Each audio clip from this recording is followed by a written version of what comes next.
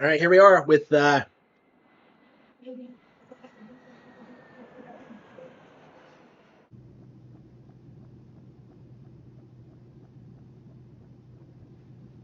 Super Mario Sunshine. I love how like this game getting re-released has led everyone to really to realize just like this game is kind of shit, isn't it? Yeah, I used to defend this game back in the day, and I guess I was just the perfect age for it. But Welcome to the sun-drenched I Tropical liked the Paradise of colors and Isle like the del Rio. personality We're and all so pleased that. to welcome you to our beautiful home. Come enjoy a natural wonderland to which we've added the world's finest resort facilities, a spectacular.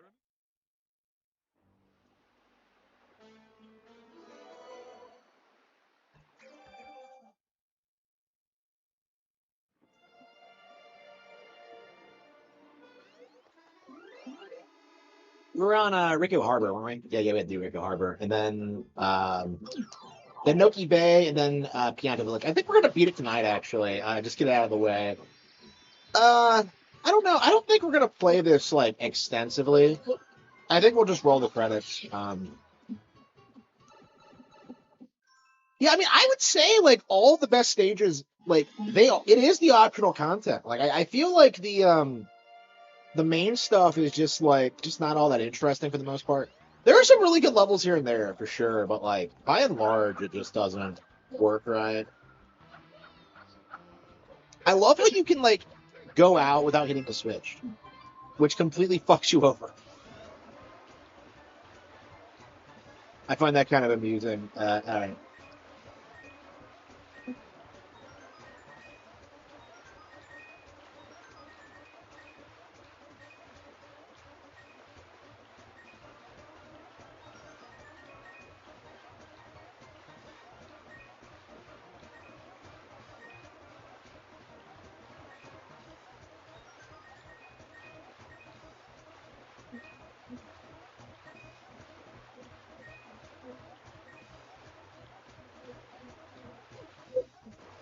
Why do I keep missing?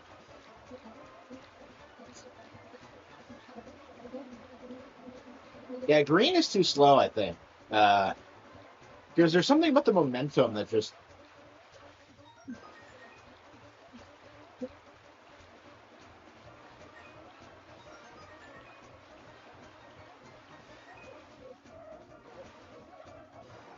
Yeah, the whole like okay, the whole final coin being in between two boats thing is like unbelievably cheap. I've never liked that. Like I have done it before, where like I've gotten the final coin by jumping over the boats and then just jumping again once the cutscene was over. But it's like look at this, like how it's just absurd how it's structured. Like, the game doesn't feel like it was ever finished, honestly. Oh, can you not get knocked off this one because it's slower? Is that supposed to be the benefit? Because I ran into things a couple of times.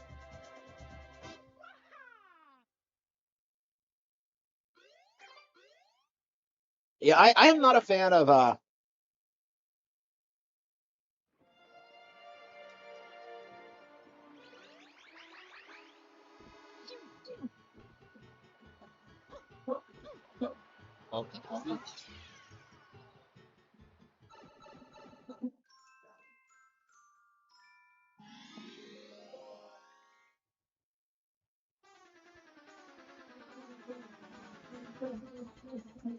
yeah, that's retarded. Scott is not a real fan. Okay, like I've said this several times, but like anybody who says anything like that has clearly not been paying attention. There's been a really radical shift of direction since about like um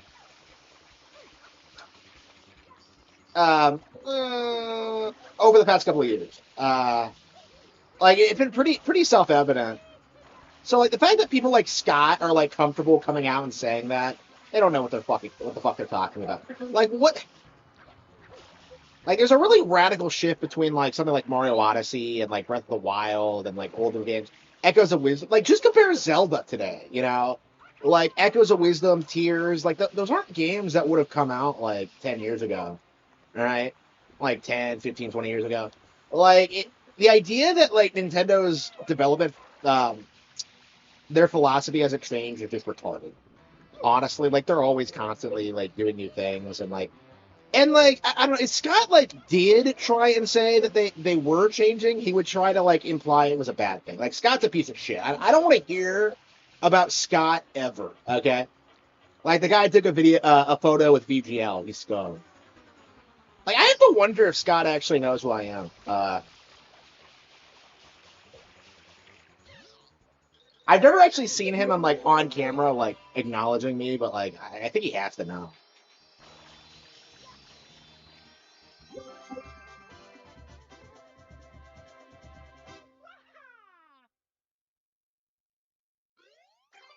Yeah, because the GameCube era was like it was kind of defined by like rehashing the N64 to a certain extent, and then we got the Wii, which was the revolution, and like the Wii U was more about like going back to like traditional hardcore Nintendo gamers, and then like the Switch was like kind of innovating on those concepts, right? So like again, each we're always seeing like innovation and change with these games depending on like consumer demand. So like the idea that we don't is just insane, is just retarded. More hardcore. I don't think that was ever true. Like I keep seeing people say that. Like I saw Sean Malmstrom do that today. Like he came out and he's like, adults used to play Mario, and like first of all, more adults play Mario now than ever. And second of all, that's not fucking true. The idea that like adults were like obsessed with Mario is just stupid. Like it wasn't true. Like they didn't even know who Mario is. The idea that it used to be some hardcore thing is just stupid.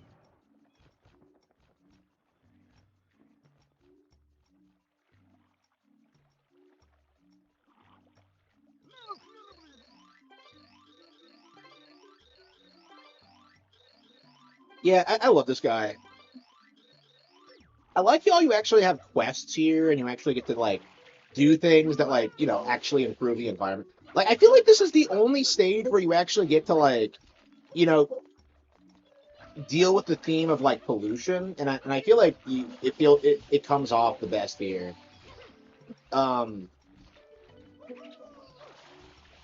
and like I just don't. I'm just kind of frustrated at how like uh nothing else this interesting is what they took. So like this has the best platforming, I think, with like the level layout and the hidden like maze like structure and like the variety of things you do in here and the really cool unique boss battle with the eel.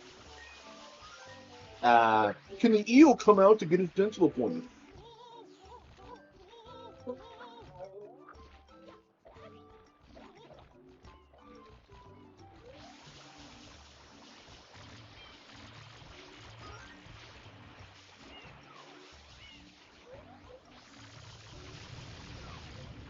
I'm making a video making fun of Moral World because like I keep like occasionally watching like video essays about it and like I really think I need to start making fun of the cartoon community more often because like those guys are complete scum. I'm so sick of them like hyping up like absolute trash because like oh man it's so adult, it's so dark, and I'm just like no it's shit.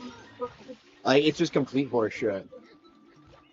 Like I don't get how anybody can watch something like Moral Orel and take it seriously unless you like really really hated Christians and believe that they actually act like that. Like that seems to be like the Moral Orel fan base in a nutshell. Is that they think they're like they think people actually behave this way. It's one of the goofier fantasies of the anti-theist community. I don't know. And I love how it burst out. It's so feeling.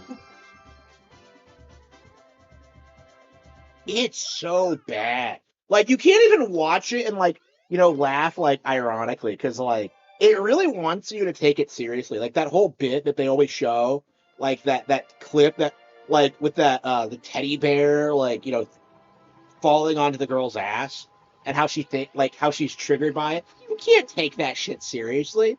And like not only that, like it was specifically supposed to be like a comedy show, but like they specifically went out of their way to like turn it into like an anti-Christian spiel. and like push uh put make storylines about things that don't fucking happen. So it's like you just can't take it seriously. I don't know, man. It's very interesting how like the cartoon community is like adamant that these shows um are indicative of like real life, and they very clearly aren't. Like I've said this about like South Park specifically, but like I think this is also true for like The Simpsons especially. Um, like all these shows are made by the same kind of people with the same like personal beliefs and ideologies. Like there's no real variety between them. They all believe the same shit, and that's why they all come off like they have the same exact take. And the purpose of it is to like make you think that like their takes are valid and that there's some overwhelming consensus um about these kind of things. But the reality is that like it's just a giant code.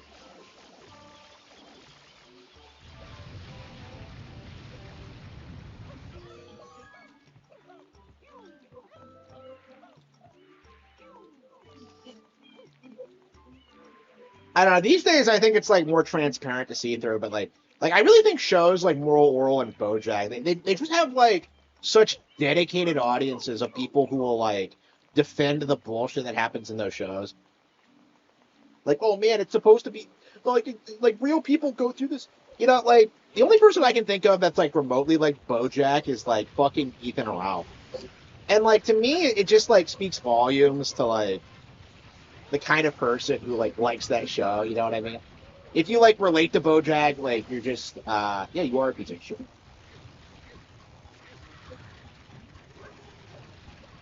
Yeah, that's the main thing that happened over the past 20 years. Because like the stuff used to be relegated to like adult animation, and I noticed this as a kid too. It used to be relegated to like adult animation, but like around like 2010 or so, it started trickling down to like children's animation, and that's how we got like Adventure Time and like Steven Universe and like the Owl House and stupid shit like that. I know. Yeah, they're really struggling with that. Yeah.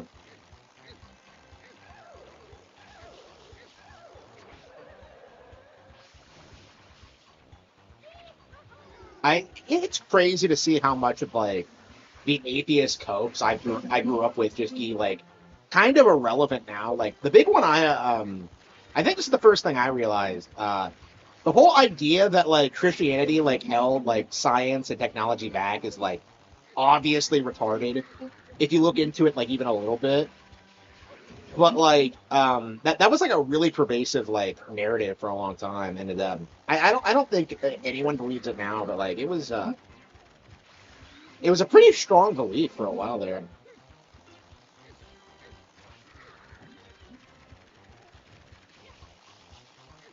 Like these days they want to do this thing where they're like, oh yeah, Jesus would totally be a communist, and he would totally like support Israel, and he would totally like subscribe to all my insane political beliefs.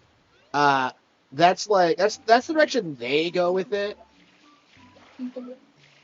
but like I just don't think it's gonna work either. Like it's only a matter of time until people realize the whole like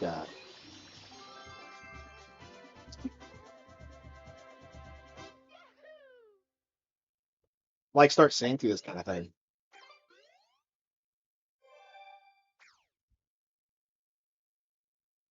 They still have entertainment value where they were live action. Hmm.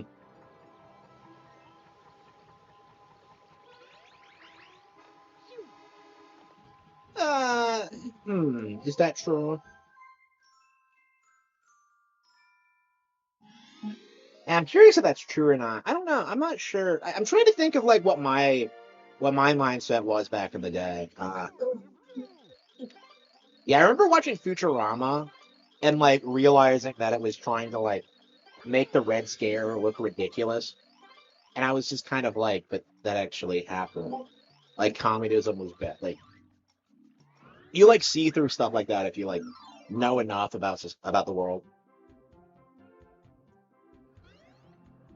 I think like my take on it was that like the writers were obviously like overwhelmingly like liberal, and that they needed like different perspectives. And that's why I like kids animation more, because like it does a way better job like actually getting across like varied perspectives, right?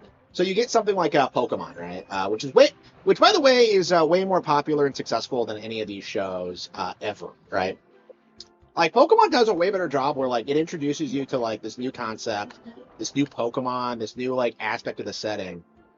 Um, and then like it moves on to the next thing. It's not really like trying to make a political statement. Like it's just a fun show for kids, and like to me that's kind of my perspective, is that like shows like South Park, The Simpsons, like they are very very preachy, and like I think the cope for a lot of these people, a lot of fans, is that like they became preacher over time, and that the old seasons were good, but like that's not actually true at all, and that's very self-evident by simply going back and watching shows. Like the idea that like The Simpsons became like more liberal over time is retarded, because they were always like that. To the Red Scare, Nixon, yeah. Futurama straight up like tried to make Nixon look like the most evil person like ever. And like that's crazy, because like I'm curious like how well that's gonna age, because they tried doing the same thing for Trump, and like it just feels like it's not gonna stick. Because like they're gonna try and like demonize Trump in like history books and shit like that. They're trying to do it like live now. They're trying to say that like he didn't actually accomplish anything during like either of his terms, and like that's very observably not true. And like I don't understand why you would ever blame Trump for the problems that like the establishment caused. It is just kind of like my view on it.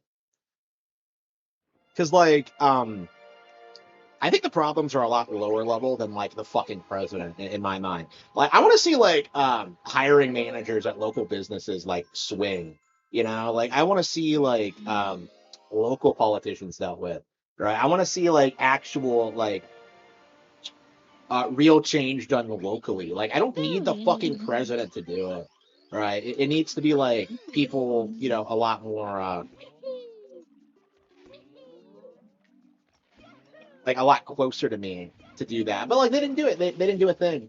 Nobody took me seriously at all until I started becoming successful.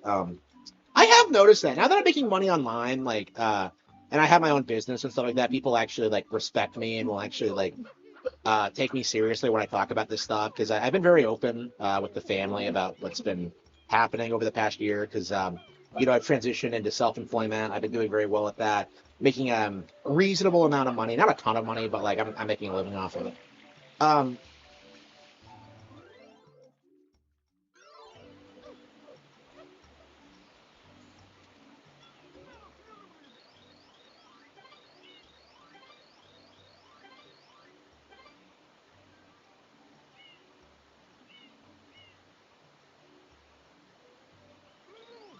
yeah, it's like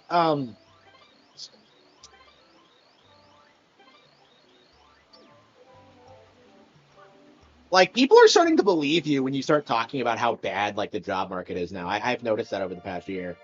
Because like they keep doing that thing where they keep insisting they can't find Americans to work jobs, and then like when someone like me shows up, and I actually document my everything I apply to, and I make sure to keep track of like everything that's happening.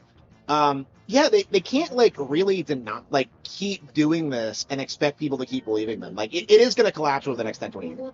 Like I think we're going to pass like severe legislation to like to deal with these people like different. Like I saw like people today like posting old Charlie Kirk clips of him going after like those idiot like roofers who are like trying to like cope and say that they needed like illegals because they couldn't find like Americans to do it. Like that shit is not going to be a thing 20 years from now. Like it's pretty much over. But like yeah,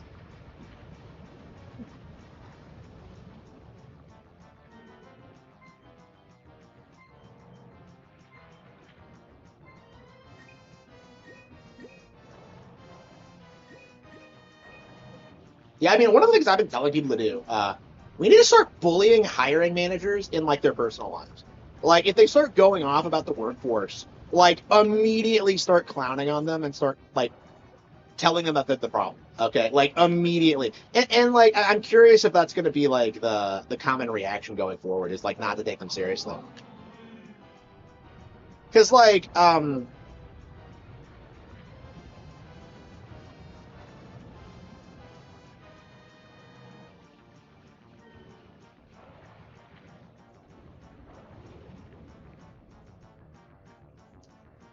but yeah, it's not going to last much longer. I really think it's going to collapse with the boomers. Like it's finished. I think one of the things we should do, I'd say like we should require that like illegals be paid more and like just get that on the book so they can't like undercut like illegal pay. Like just make them pay as much as Americans. So just so there's no like incentive to do it.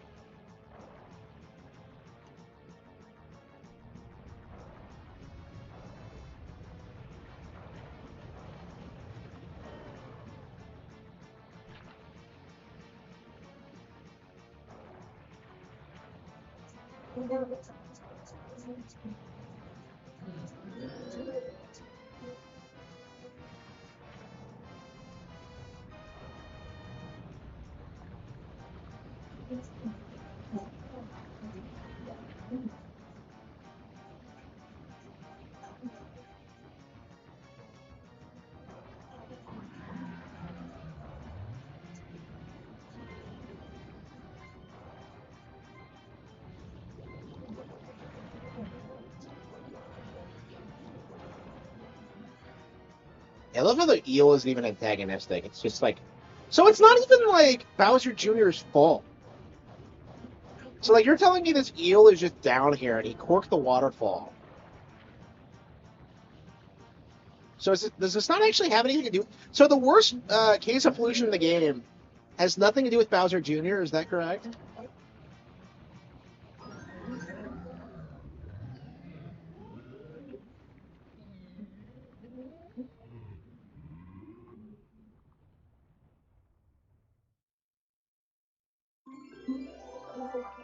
But yeah, I do think that's like the main thing that we need to do is start like clowning on these people in their personal lives. I think it should be a status thing. Like if you're not paying Americans, like you're running a low status business. Honestly, it doesn't matter how much money you have or what you're making. Like you're low status, and I think that's kind of like the perspective we need to have is like when it comes to women not having kids, you're low status. You know, if it comes to like people using like illegal labor, low status. You know, like that's how we should like go about this. Lord of the Ring War? Probably not. I don't know. I don't ever want to hear about like any of these Lord of the Ring games. Okay, because I keep seeing people do that. Because I remember that was a thing back when like the Nemesis system came out. Was that people were trying to tell you like, oh man, like fucking Lord of the Rings, the Nemesis system, it's so good, it was patented. Like people were like legit trying to make it out to be as if like this game was like Game of the Year worthy because of that fucking mechanic. And like obviously it wasn't. Like obviously it got mogged by every like Nintendo game that year, but like it's like the fact that they tried that was like disgusting. And like you still see people bring it up today. Like people still think the only reason we haven't seen like the Nemesis system return is because of the patent. And like the simple reality is that like it's just not that interesting of a mechanic.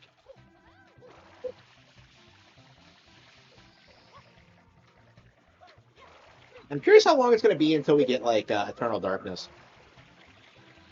on. I wonder if Nintendo still has the patent for going insane in a video game.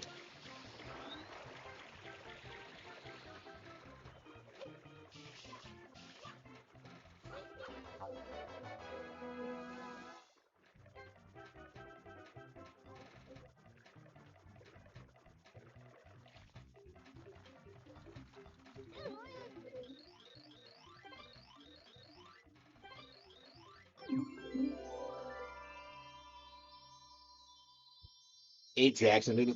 Yeah, so like a lot of people seem to think the Peter Jackson's movies are based, but they actually take a lot of liberties with the source material, and you can't really take them seriously, right? Like any real fan of the book would tell you that, but like there's this weird idea that like Peter Jackson like faithfully recreated the book, and that's just not true. I don't know. Lord of the Rings, the movies, might be like the last time they were able to get away with that. Because like after that, like I remember like watching Harry Potter and realizing that like that wasn't in the book, and that makes no sense, and like they fuck with Ron's character while hyping up Hermione. Yeah, what they did to like fucking Ron and Hermione in the movies is like a fucking travesty. Like Hermione's some perfect Mary Sue, and Ron is like the comic relief. It's if you're not familiar with the book, with the books, I should say, like it's really easy to forget that Hermione's like kind of unlikable. Here goes. There's a reason Ron is Harry's best friend because he's actually fun to be around.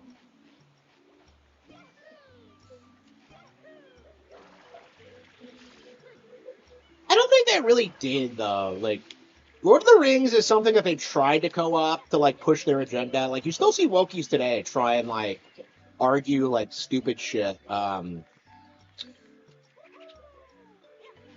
how Eowyn is like some pushing some progressive message or something.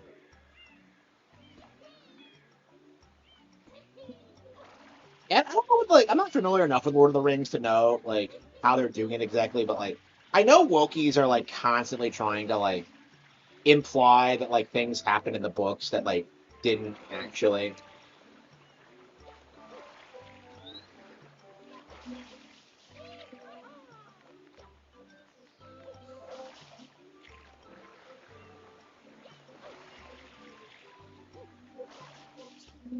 But again, the book is pretty long, so like even if you like studied it, like you would just assume that you didn't understand something.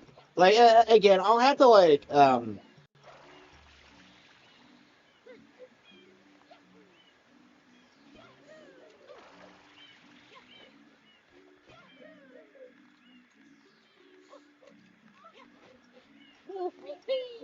now see here, Columbo.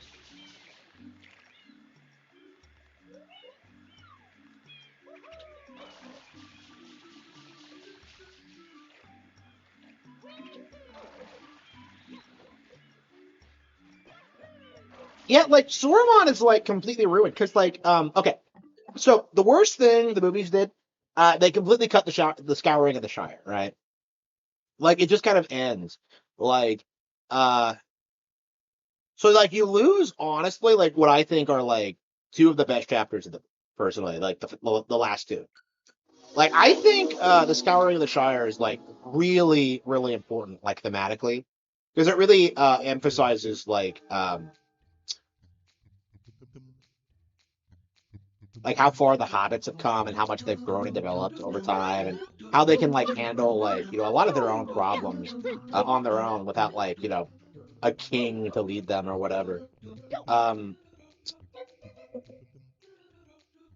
like the scouring of the Shire is based like that is actually something we need to study. Like fuck Game of Thrones doesn't happen. The scouring of the Shire is what needs to happen, okay, where we just find the people responsible for all the problems and we just fucking kill them, right? That's all you have to fucking do.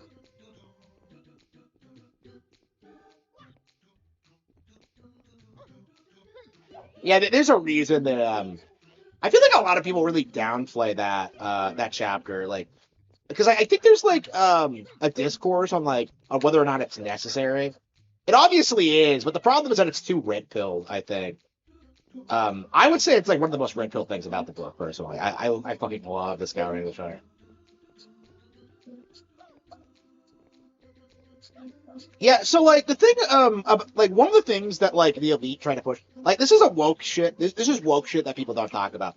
One of the things they really try to push is this idea that violence doesn't solve anything, and that you shouldn't kill your enemies, and that's really obviously not true by simply looking at history. But it's like this reoccurring thing in like every piece of media ever, and like the entire purpose of it is to like try and brainwash you into like not rising up against your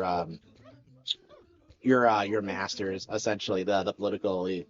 Like that's the purpose of it. Like even if you do something, like don't you dare kill them, boy. Like it's just like yeah.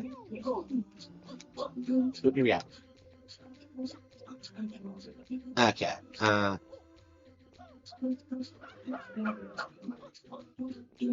Yeah, this is all stuff I'll go into with Resident Evil. Resident Evil is gonna be like, it's gonna be like an expressly like openly over like red pill story. So it's gonna have like, it's gonna be addressing things like this. So yeah, I'm really shit. Yeah, I just came home today and I was like, I'm gonna work on Heart of the Dragon next, but no, I promised Resident Evil. Resident Evil is gonna be an obnoxious project. I'm really not like enthusiastic about working on it right now. Because like the Cat Don't Have Fangs was such a nightmare. I think I'm gonna do like Great Detective Passion and like Heart of the Dragon first. And I really want to do Heart of the Dragon because like yeah, the 10-year anniversary of Eye of the Dragon is coming up, so I think I'd like to have it out by 2028. So yeah, I can't believe it's been that long. Yeah, I've put out like one book a year consistently since I started.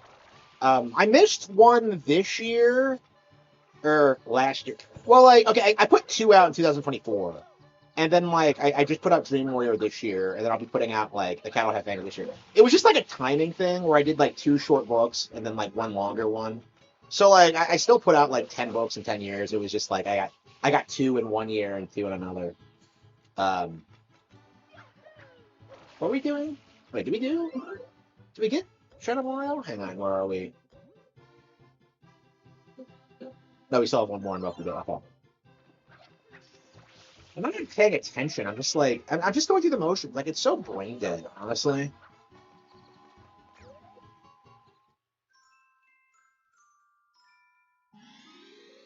Yeah, it's always a Shadow Mario state. No one argued it was unnecessary until the movie's released yet. Well, like, I think a lot of movie fans, like, they never read the fucking book, is like, I think the reality behind a lot of Lord of the Rings,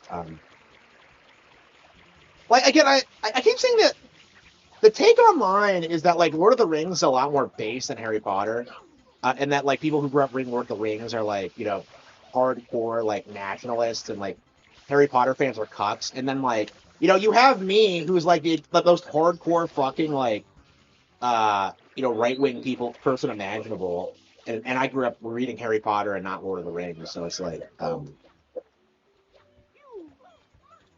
don't know, I don't know what's like actually causing it though, because like um I don't know. Maybe I'm just like weird like that because like Harry Potter does like have woke messaging in it. That it absolutely does. But my opinion is that like it's rooted in like genuine like Western philosophy and like thinking. Like I think it's genuinely pro family values. Like the thing about Harry Potter is that like it's it pushes things that are like pretty self evident and like everyone should agree with regardless of their political alignment, right? Like pro family values and all that. Like, there's nothing really like weird about Harry Potter. It says a lot about like the community when like I really think the primary reason leftists were so mad at Rowling was because she was one of them, but like she questioned them on the Trone thing, and that's like unacceptable in their culture. You're not supposed to question this stuff. So like because she did that, she's like more of a conservative. I mean, just on that one issue. Christopher Tolkien. Yeah, I haven't looked into what Christopher said about it.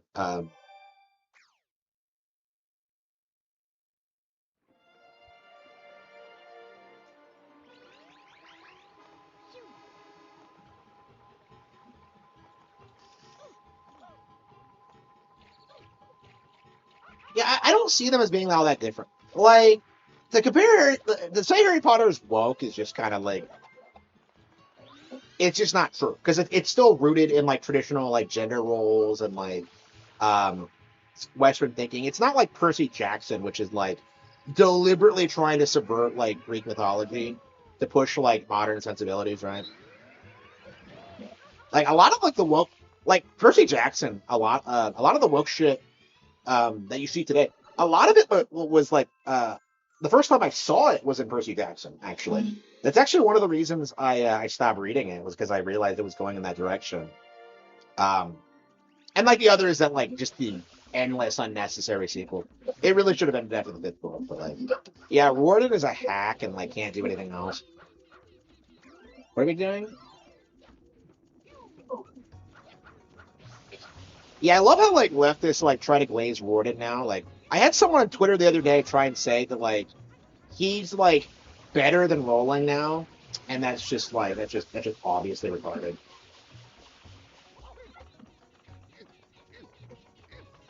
I don't know what these things are. They're not real Chanchamps.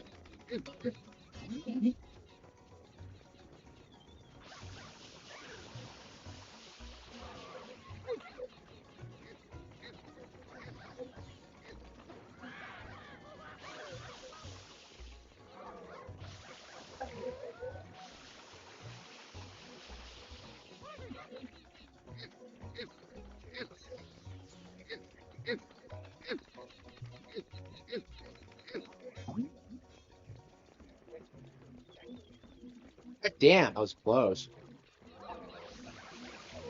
I got him in that one. Sunshine, it's my least favorite 3D Mario. It might be my least favorite Mario ever. I can't think of anything else that I dislike more at this stage. Like, I don't even know. New Super Mario Bros. 2 is probably like the 2D equivalent. I'm not sure if I dislike it as much as this. I'm gonna have to go back and play that game again because, like, I really don't think it's as bad as people say it is. I mean, like, that's definitely the case with the other New Super Mario Bros. Games, but like, 2's problem was that they released it like right next to New Super Mario Bros. U.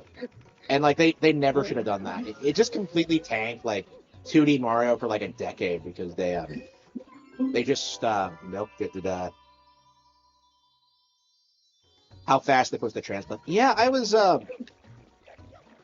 I'm really curious about what the history of that is because like it really did feel like it came out of nowhere.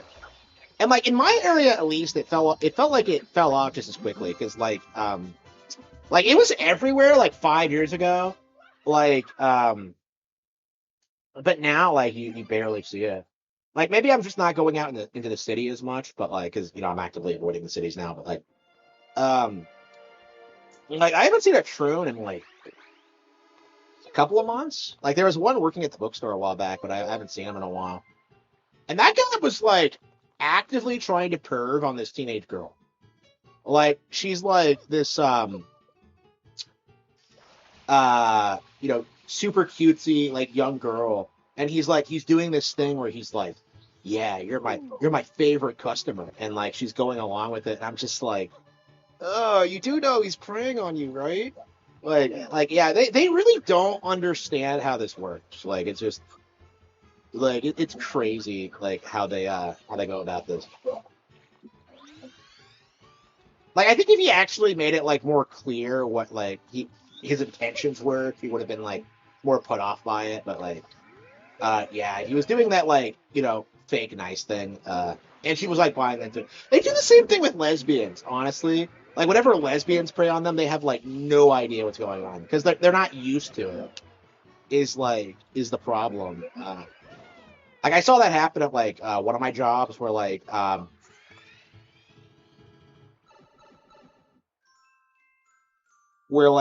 this lesbian tried preying on like our thought, like the like the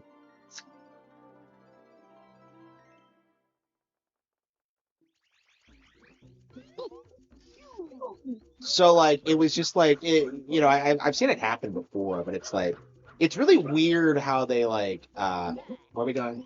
This is the best race in the game, by the way. Yeah, it's like it's really odd. Like I don't know if it's because they're not told, or if they don't know, or if they don't care. Like it's like they take like the whole like men preying on them things way too seriously. Because like the way they act is that they don't want men talking to them like ever, right? Uh, but then like when it comes to this, like when it comes to like troons talking to them or like lesbians talking to them, they're like fine with it. It's just like I don't know.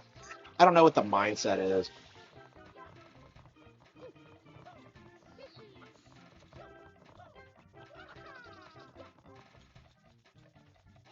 Oh come on, I beat him here. I beat him here. I just ran past the flagpole. The ultimate victim class. Well, like I think the issue now is they're not cool or trendy. I think is the problem is that like people are like interacting with them more and like really starting to hate them.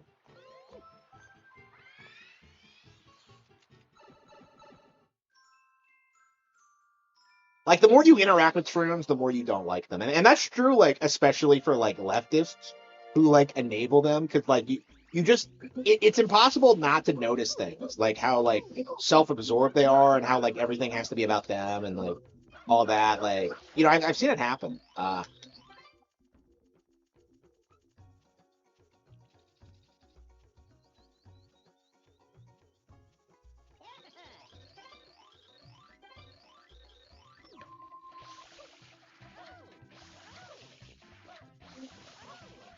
But yeah, like I think there's going to be a slow, gradual like cultural shift away from this stuff.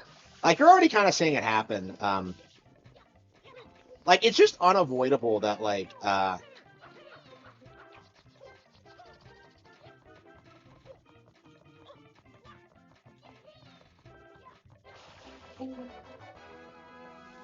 is that reality is going to set in at some point. Like they're not becoming more accepted. I think is the thing because like you have people who like rejected them initially, and then you have people who are just going to learn to hate them.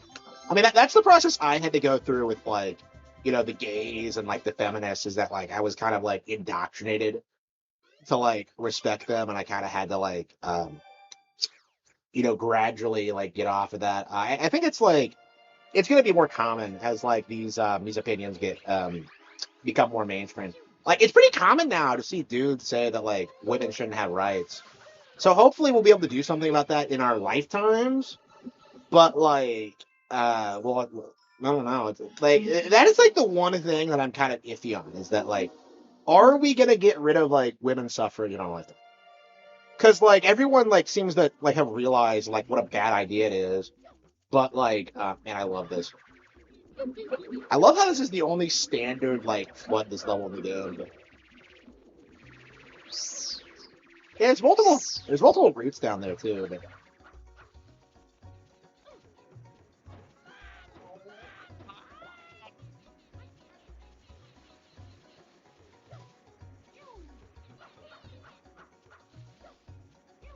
what was I getting at? Oh yeah, yeah, yeah. So like the race thing and like the Israeli thing that's breaking down. I think it's safe to say that like that's going to be dealt with in the next like 10, 20, 30 years. I don't know about the feminist thing, and that's like the big question is that like if that's gonna like stick around or not.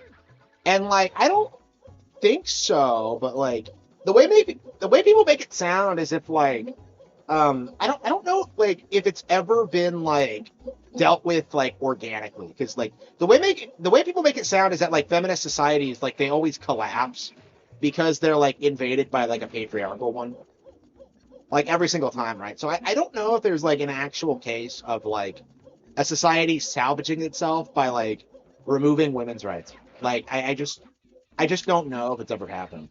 Uh, but yeah, that very specifically is the problem. And they keep like trying to weasel their way out of it. I've noticed. What the hell is this?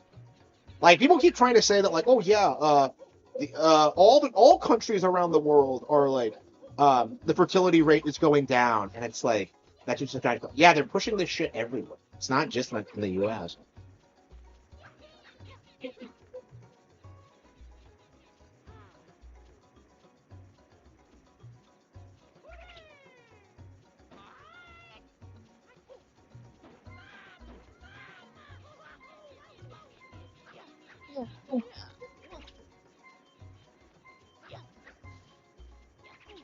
Oh, that's a fire. Wait,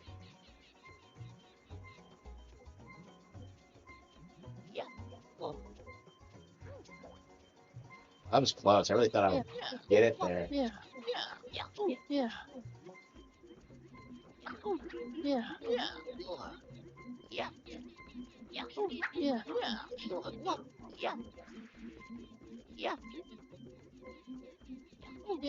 Oh, here we go. Oh, this is flood. Wait, can you wash away the goop after you get flood? I've never actually tried that. I don't think. Yeah, you can. Wow, that's interesting. I wonder. Oh, does it come right back? That is interesting. Okay. Wait, what hit me?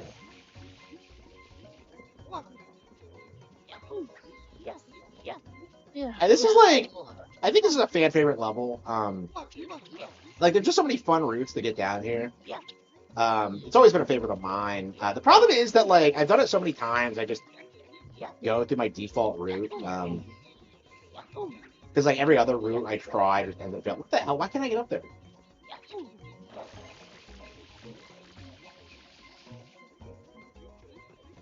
What the hell is this?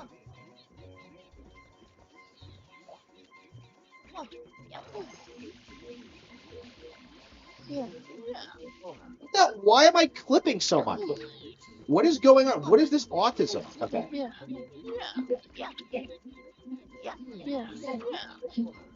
Why is my spin not jumping? Okay, here we go. Okay, there we go.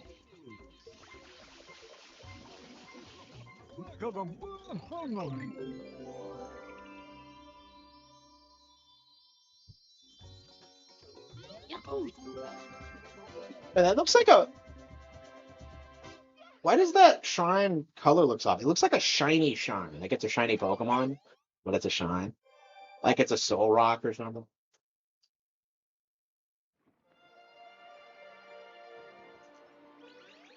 Yeah, I believe we got all... Yeah, I believe once we get Shadow Mario, we'll be able to beat the game. And I think we'll roll the credits, and then we'll just kind of like play something else. Chain Charm's the best. Like that's one of the things I hate about the game. Why are there so many stages that are just rehashes of others? Like, so you're saying that like you throw the chocolates in the water, and now in this one you got to do it again with the bigger one this time. It's like there's no thought put into this. I love their angry animation.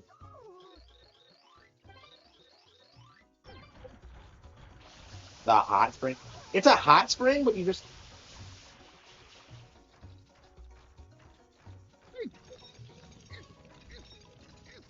Oh, that's right. You don't swing it like the...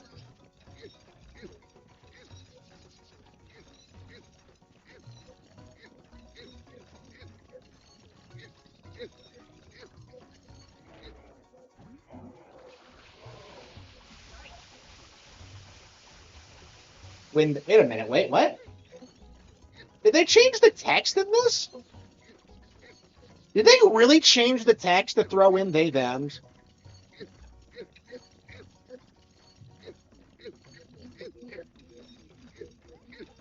Holy fucking shit if they did.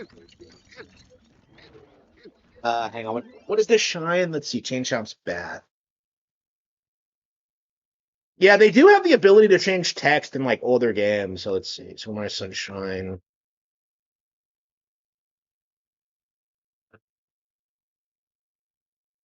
3D All Stars. Let's do the older version. Okay. Yeah. They fucking... Holy fucking shit. They changed the dialogue. Holy fucking shit. How petty can you get? Like, what the fuck? That genuinely annoys me. What the fuck are they thinking? Yeah, we're gonna have to share this on 4chan. Yeah, let's we'll have to do a comparison. Hang on. Yeah, we'll get an image of that. Wow. Yeah, I probably wouldn't have caught that if I hadn't played this game dozens of times as a kid, but like, what the fuck? So yeah, I was wondering if like if they do the 1,000-Year Door, they're just gonna have like no mention of like Vivian being like supposedly a they them. Or trans or whatever the fuck. So like no, they're straight up like changing it now. Yeah, so they've been doing this for a while where they try and like use they thems for like singular entities like that. it's supposed to be it, right? Like everyone knows it's supposed to be it, but like that's the trend they've been going for. I mean, like I do, but like this is really the most that they do is like try to throw in they them's in like every possible way that they can. So they can change the text. I was wondering if they could because like that was always a hot button topic for me. So yeah, definitely keep a hold of your physical media. Like keep a hold of your old games because like they're gonna keep doing this going forward. Yeah, I did. Yeah. Wow. Okay, so we're gonna have to like talk about this because this is like uh one of the things they're really desperately trying to push, and it has to stop. It's just embarrassing. It's over here.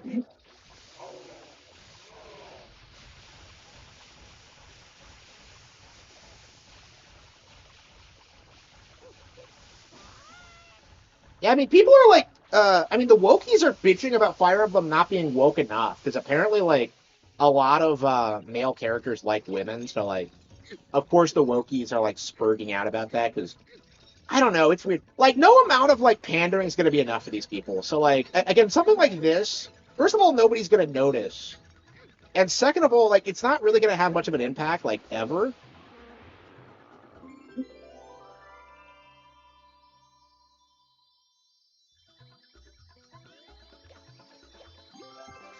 So yeah, we're gonna have to like, yeah,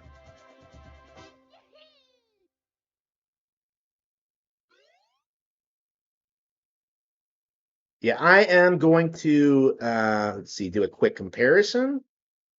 Okay, we'll upload both.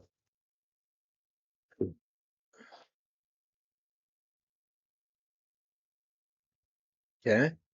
Oh, I guess I could just rip it from my stream, just so people know, I'm the one who discovered this because I haven't seen anybody else talk about how desperate they are to make this into a thing. Let's see here. Okay, well, we'll just rip it from my stream instead of just playing it again. Oh, is it not? It's not covered up by the chat, is it? Okay.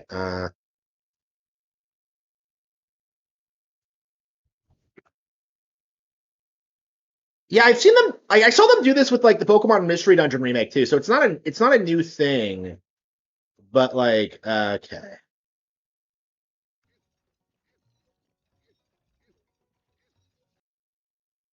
okay,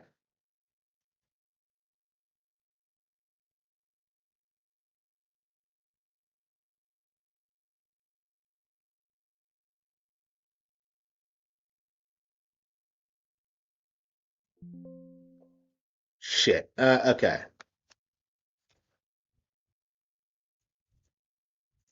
there we go. Okay, I'm gonna tag Smash JT on this on Twitter. Uh, is he up?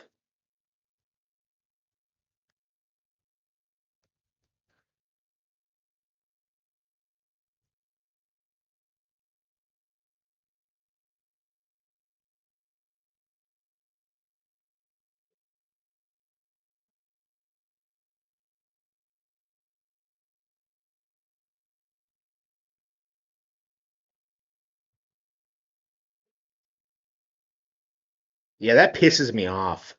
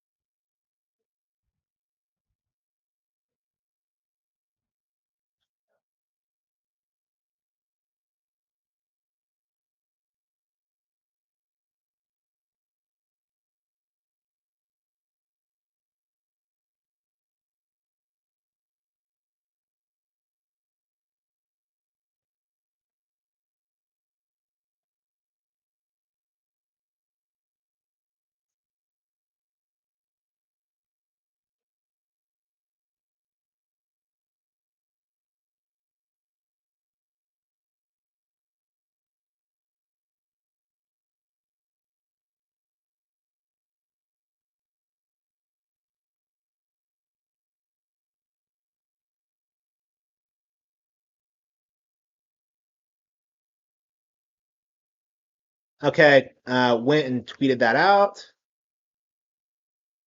Okay. Okay, let's go ahead and let's see. How should I put them in the same image? Oh, I guess I could do it in Canva. Okay. Yeah, I'm gonna post this on 4chan. Hopefully this blows up. Because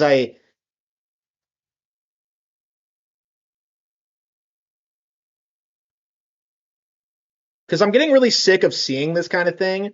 Like it took a while for like the body type one A and B thing to become a meme.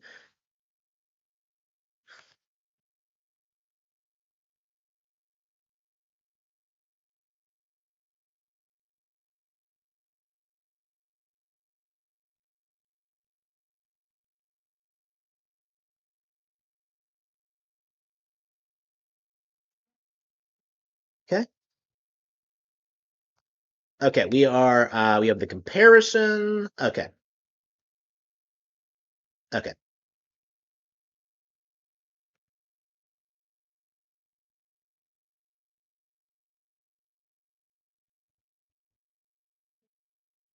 Okay. Kind of a sloppy job, but I'm okay.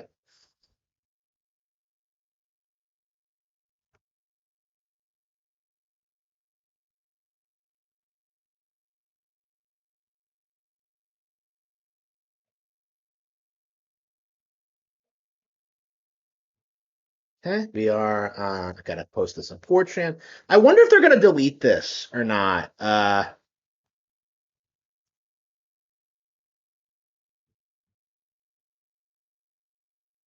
Not a drill.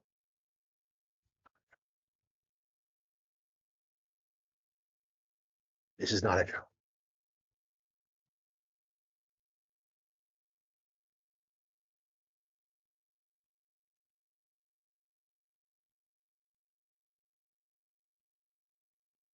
I guess I could do this on Kotaku and Action.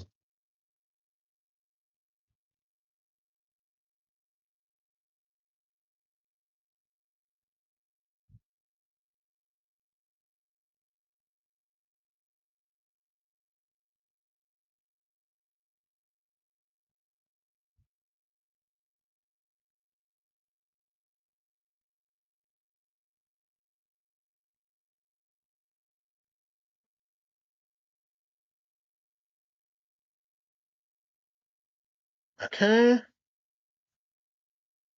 Okay, we'll post this on Kotaku in Action. Let's see. Do I even have a Reddit account? Uh, I think I deleted mine.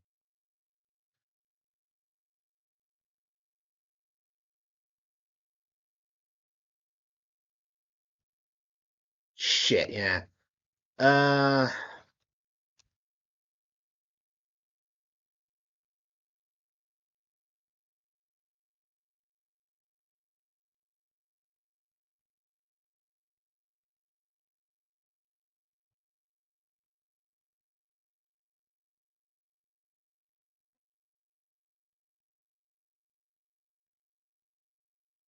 I'm curious if this was I'm curious if this was something that was in the 3D All Stars version.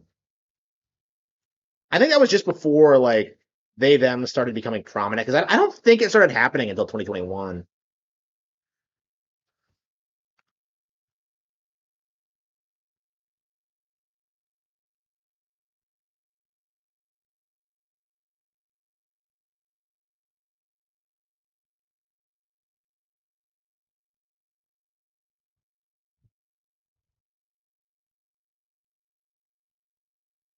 That's fine.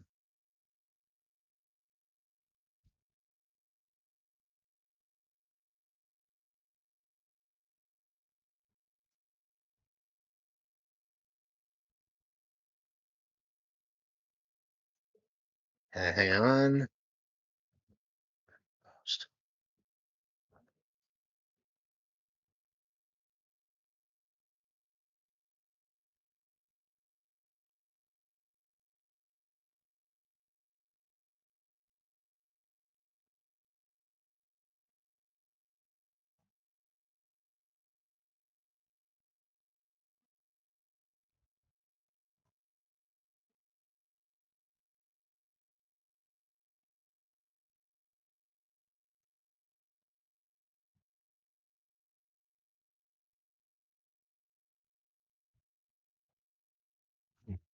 Wait, what?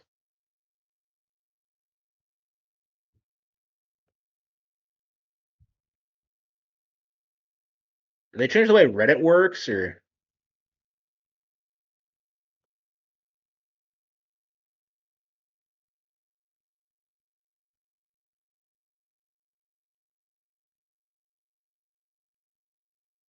What?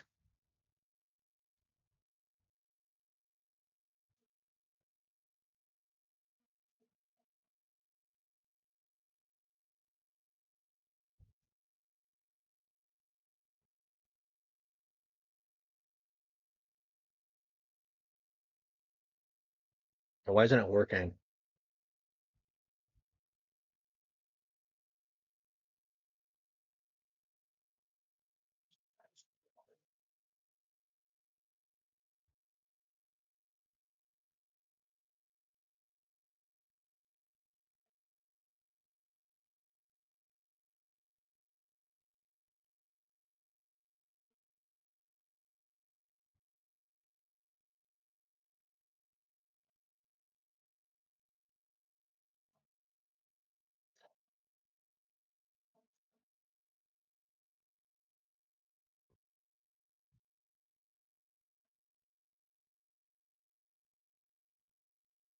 Damn. Why can't I post like a second? There we go. Okay.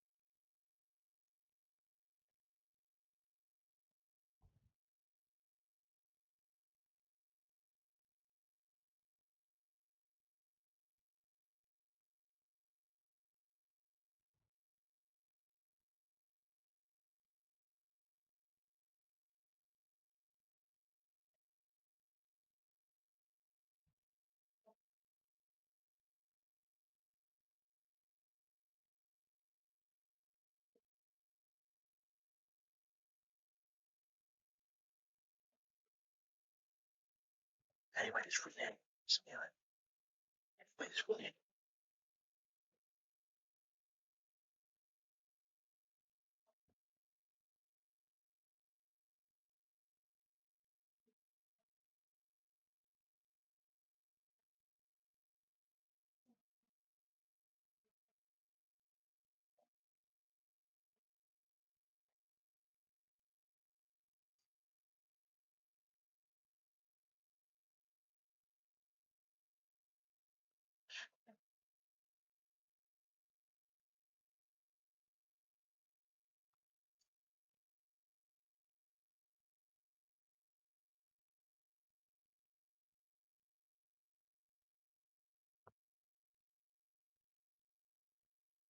Let's see, was it posted?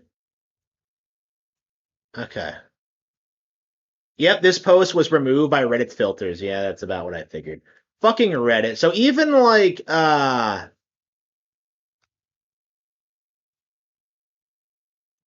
even the supposed like anti-woke Reddit will like automatically remove it. Wow, that's embarrassing. Well, I mean, I was live streaming it.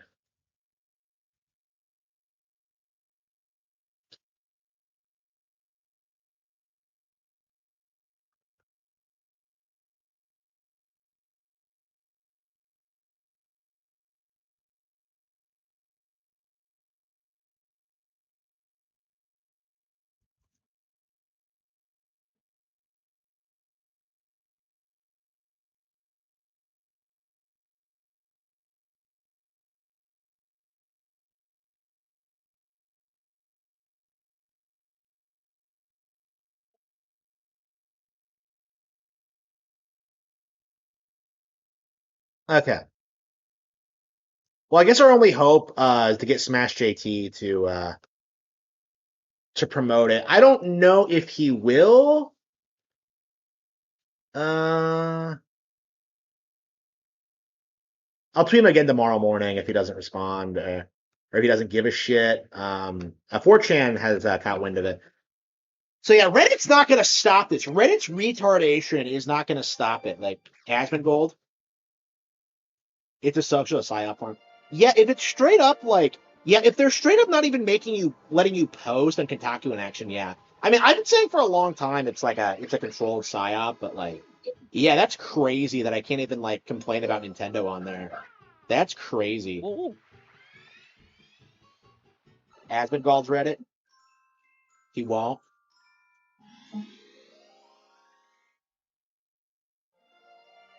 I've had like Smash AT respond to my stuff before. I mean, Retrofusion was the one who set me up with that. I don't know how he got in contact with him. But like, yeah, it was. Is this the one where you did the Yoshi? Yeah.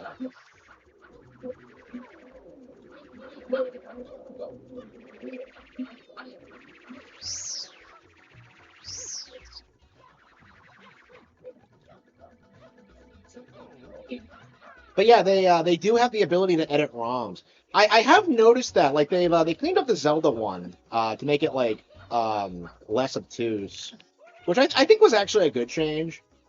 But like yeah, like by and large, it's like I just don't trust them to make changes like this because it results in situations like this where you get like genuinely like incorrect usage of the language in there.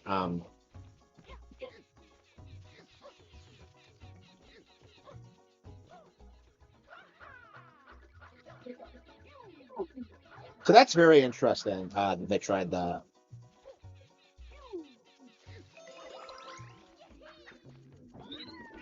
But yeah, what's equally interesting is they don't do that in the movies because I think what killed the Toad being they them thing was that the movies because I noticed that like Toad's actor came out and like used male pronouns for him because of course it's a man, of course it's a male character, but like they like this all started because of the Toad thing if you remember.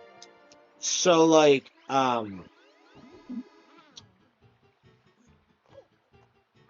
yeah, I think if it wasn't for the movies and having like a Toad be a primary character, like this might like they might have been still using this for Toad, but like yeah, now they're trying to move on to like standard Mario enemies, and it's just not really acceptable. Like it's reasonable to assume that like all the random creatures you see are like male, because like for the females always have like pretty discernible like differences, like usually like in coloring or a bow or something. They do stuff like that if it's like meant to be female. But like, but again, that's pretty like reasonable fantasy creature like logic in general. Like the standard design is generally made. Yeah, I am really concerned about that because I I know a lot of people who have like expressed how worried they are about that because like I think they are gonna try and fuck with Sheik specifically. Because of course Sheik is like in a lot of ways Sheik is like the OG like non-binary Nintendo character, right? Like I remember like so many girls having crushes on her and then being upset when like it was like Zelda all along, and then they just tried to cope, and they were just like, well, actually, Zelda turns into a guy, and he has a huge penis, and like Link wants to suck it. Like, come the fuck on, you stupid woman. Uh, where did it go?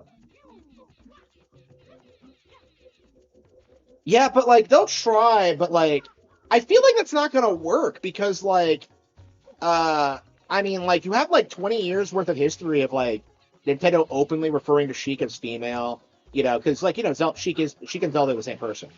Like if they try that shit, like it's just gonna like fall flat, honestly. If anything, I see it like leading to more people realizing there's a problem because like every time I try to bring it up, like people just kind of laugh at you and try to say it's ridiculous and that like it's proper English or whatever, and it's not really true. So like yeah, Like I love that line they have, but like, oh yeah, Shakespeare used it. I'm just like, where? Like like what play? Like what character? Like what are you talking about?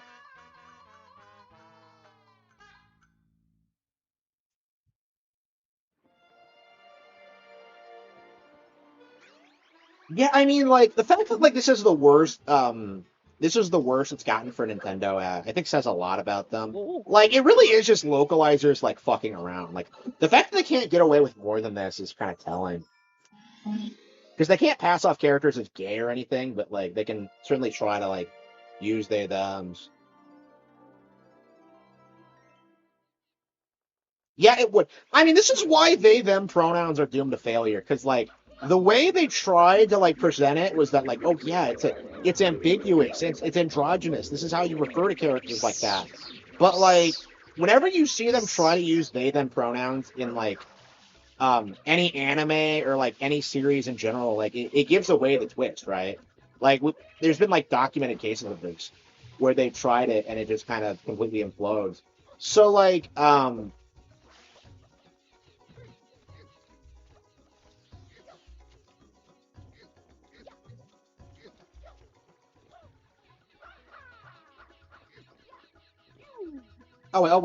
was it the wrong thing? Oh, they changed it. Shit. It's a lemon. Is there even a durian here? I think you can get durians sometimes. Yeah, they have been, but like, I mean, they've been pushing for like a long time to make it happen, and like, right now the stuff we're seeing seems like concessions, but like, in other ways they're pushing back in big ways. Like, Xenoblade Chronicles 3, like, really, like, real talk, legit feels like a pushback to me because like Xenoblade Chronicles 3 is like the most anti-woke game ever. You know, where like the straight up everyone's like obsessed with babies and like it's all about how being immortal is retarded and it's just like it's all about like selfish it's all about like exposing the selfishness of hedonism and all that. Like it's just like it's crazy how Red Pill Xenoblade 3 actually is.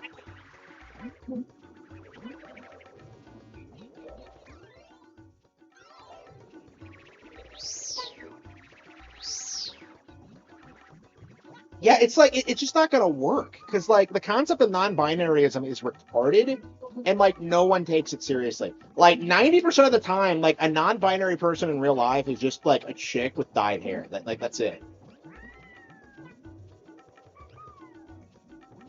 Like nobody fucking takes it seriously. It's not really even a thing. Like I don't think in California it's really a thing. Oh shit! Like I hate how this works because like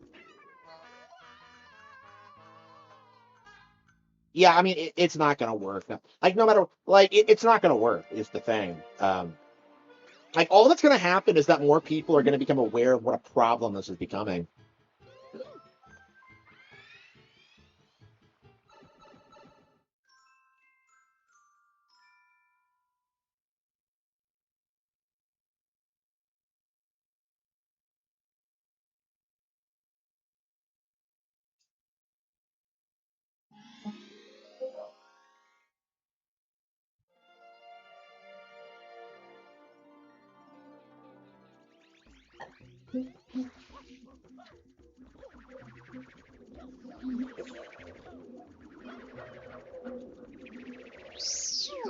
Yeah, I mean, I just feel like the they them shit is like it's just already kind of falling into obscurity. I think what we're seeing now is just a bunch of hardliners who are like sticking with it, but like it's not going to be like you're already not seeing it in every single Nintendo game. Like there was like one instance of it in like all the Splatoon rated, and it was just like one throwaway line of dialogue. So it feels like there's a handful of people who are actively trying to push it, but then like anybody who's like a normal human being, like it's just like wait a minute, like you don't use they them in a singular like this. Well, like what is Trump gonna do to like stop retards at Nintendo from localizing games incorrectly? You know what I mean? Like it's not Trump's problem. Like it is Nintendo's problem. They do have to clean house. They do have to start firing people. They do have to like uh you know, start like taking action for this kind of thing. And maybe they're concerned about blowback from Wokies because like the instant they start like openly talking about how much they hate these people, like they're going to be calling for boycotts. Like, I don't know. I think for now they're still like trying to go along with it, but I think once they're in a better position and they can start telling like the investors to like fuck off and all that. I can't. I've never understood why this is the hardest part. Yeah. So they can add they thems, but they can't fix glitches.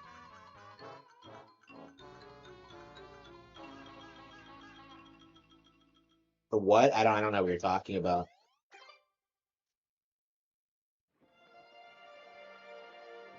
Did I not run out of lives? I thought it was my last life. Oh, it was. Okay. Oh no, that was my last life. Now I have to do the exact same thing I was doing already. Yeah, even in this game, like running out of lives doesn't feel like it means anything. Like I don't understand this. Like this pissed me off with Sunshine, with Galaxy especially. But like, why the fuck did they stick with the live system for as long as they did? Because like it doesn't really do anything other than like make you start like from the beginning. It just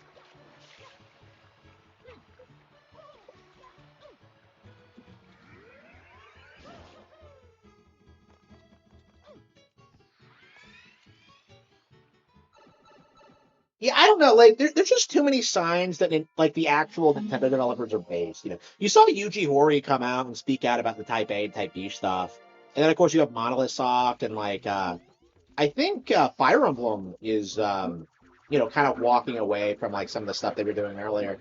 So like I don't know. It does feel like it's on the way out, and it has for a really long time. Like again, I feel like woke shit is not going to survive a decade, honestly. It's gonna collapse with like Hollywood, I think.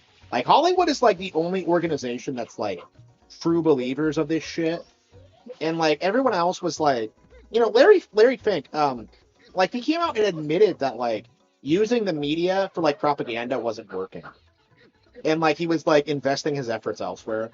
So like I think that's kind of like the issue they're having now is that like they can't use entertainment for propaganda if nobody consumes the entertainment. Is just like the problem they have with this. Like if they like become overly woke with their games, people will just stop playing them. So yeah, we'll have to see how this goes. Like, I don't know. Like I'm told like Square Enix actually like they backed off a lot of the woke stuff they were doing. I think they like reshuffled that chick who was in charge of like FF14, and I think they got rid of Wook Lama and like his tranny voice actor. I think they did stuff like that, but like I'm not like I haven't been completely 100%. Like it seems like Square's on the up and up recently. Actually, like Final Fantasy Resonance looks awesome. So like I don't know. I can't imagine Japanese people are gonna keep like going along with this, like especially domestically. Like I feel like if there's been real pushback to the Type A Type B shit over there, so like it'll go away eventually. It's just a matter of like when and how it happened. And like honestly, like I think that's all it's gonna take is like figuring out who exactly is behind it, because like it's not the actual developers. It's like it's someone involved in like overseas stuff. Because like Yuji Horii confirmed this, is that like yeah, we don't want to do this, but like we're doing it for the Americans. So like that's kind of the way he described it, but like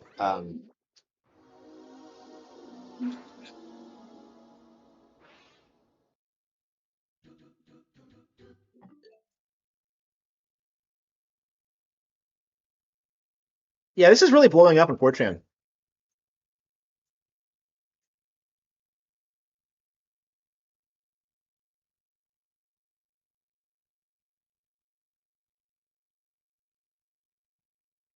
Yeah, it's really blowing up on 4chan. Okay. Yeah, thank you all for your support. Yeah, check out my Patreon. Buy my new book, The Dream Warrior, on Amazon. Yeah, support me any way you can. Yeah, I'm gonna keep exposing Nintendo and their woke ways. I'm gonna do everything I possibly can, man.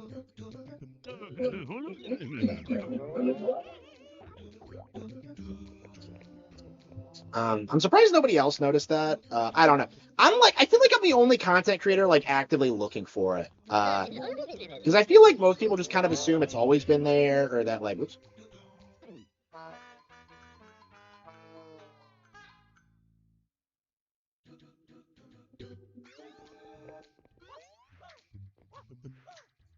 But yeah, like the other side of this, and I kind of wish I brought this up in my original post, but like um it's not just gonna be they thems. They're gonna like make changes to games that like will actively make the experience worse. Like they're gonna like the hell, really? They're gonna like actively like I don't know like make changes to the script, and they're gonna like try and like make things more politically correct. They're gonna like try to do everything they possibly can to like push their agenda. So like this is all they can get away with for now, but it is gonna get worse if we allow it to continue. And it's very important that we put a stop to it like now. And honestly, it never should have gotten this bad to begin with. But like you know how it is. Wait, is this guy a midget? Like you don't you don't see like Penta's this small usually, do you? I may be little, but I never get. Is it a kid Pianta? Do you see like kid Piantas anywhere else? Like, I can't think of any.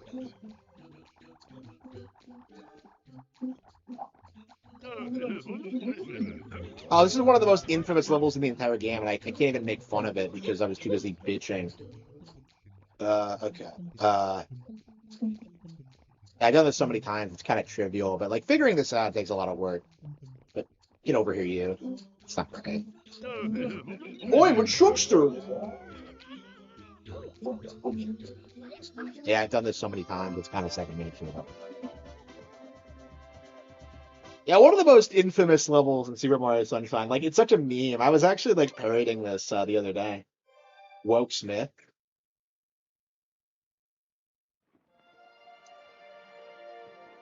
Yeah, I think there's 2 more shrines before the ending.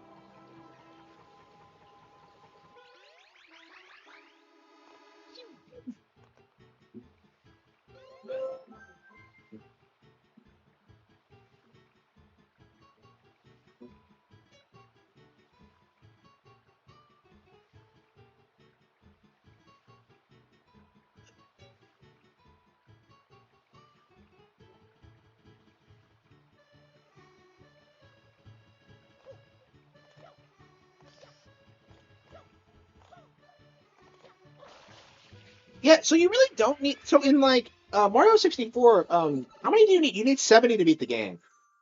In Sunshine, it's like significantly less than that. Like I think you could do it as low as like 40. No, let's see. Yeah, 7 shrines. Let's see, 7 times 7. Yeah, 49, I think. Like you really don't need that many.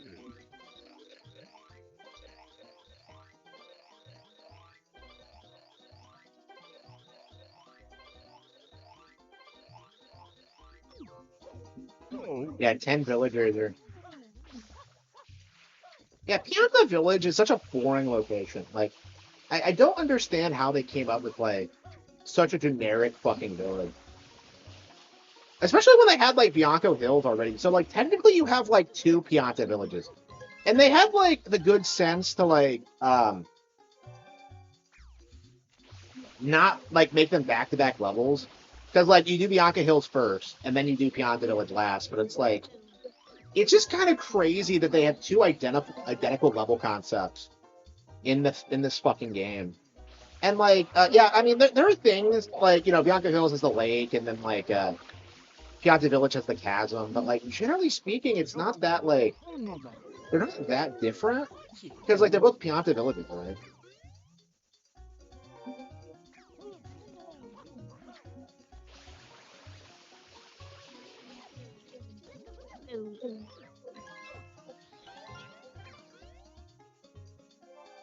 Yeah, how are you supposed to know to talk to them to get blue coin?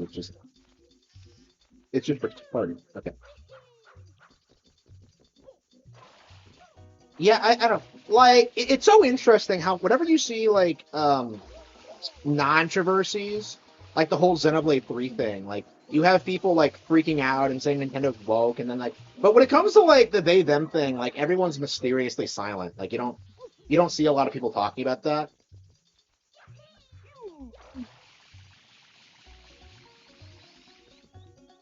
Are they on the ground? Like where are they?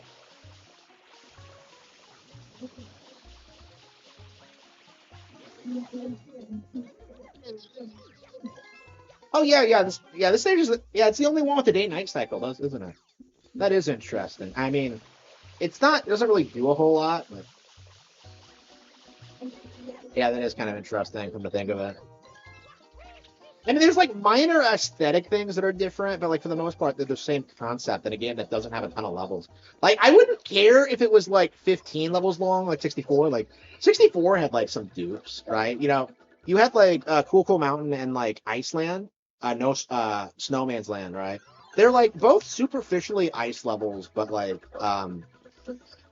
you know they have completely different vibes and like yeah, I'm curious what Ocarina of Time looks like. So yeah, it is coming out this year, right? So I imagine we'll see it in the next couple of weeks, like for the September direct. I'm curious if they're gonna have like some surprising new announcements. I would not mind Age of Imprisonment DLC, honestly.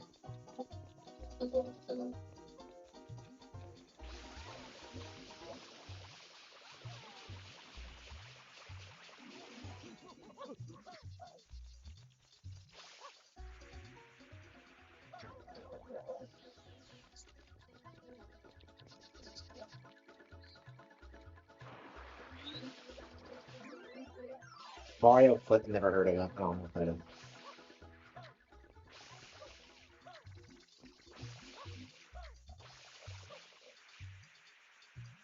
have enough time. I just gotta find one.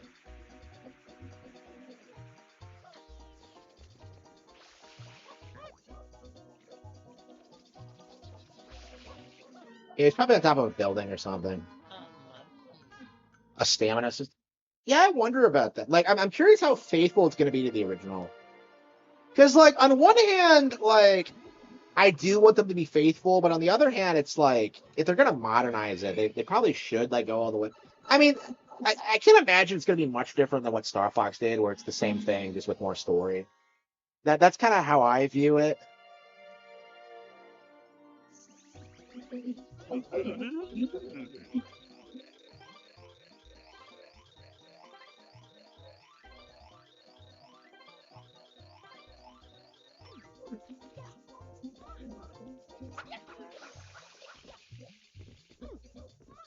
Yeah, who else can I hit up to try and get to like I can get this situation like mainstream attention. I did like Smash JT, but I don't know who else like covers this kind of thing. Like Asmongold maybe, but like yeah. So like I will say Reddit like immediately deleted my post because I went on Kotaku in action, tried to report it, and it was instantly filtered. And it wasn't like I was being particularly like aggressive or anything. Like Kotaku in action just does not like you talking about certain things. And like I said, they're compromised and they always have been. But like it's interesting how like they try to pass themselves off as their base, as if they're based or whatever. He's just a great. I mean, I agree, but like you know, if he actually does coverage of it, like that's what we need right now is more people to get invested. So hopefully we get someone who's like more competent down the line. But yeah, I'm fine with like you know just Smash JT doing it now, just so it becomes a more well understood issue. Because this is something I've been struggling with for the past couple of years is that like nobody takes me seriously when I talk about it, but if we get enough people on board with it, the entire thing should collapse. And I've been covering it for like pretty extensively for years. It's just a niche topic, and like nobody really cares. And like that's not really a problem because like I think it just goes to show you just how little that like this kind of thing has like an impact on anyone. But like at the same time, it does need to be called out because it is intended to be subversive woke propaganda at its core. So wait, we're missing one.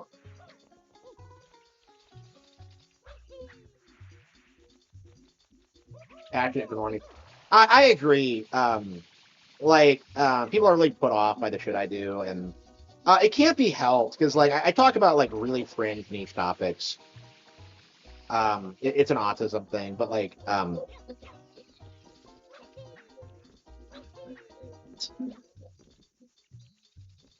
the hell I'm missing two? I had nine last time.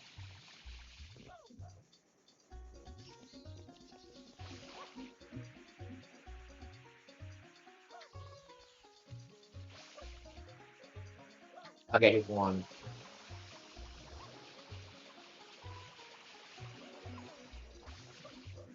Uh,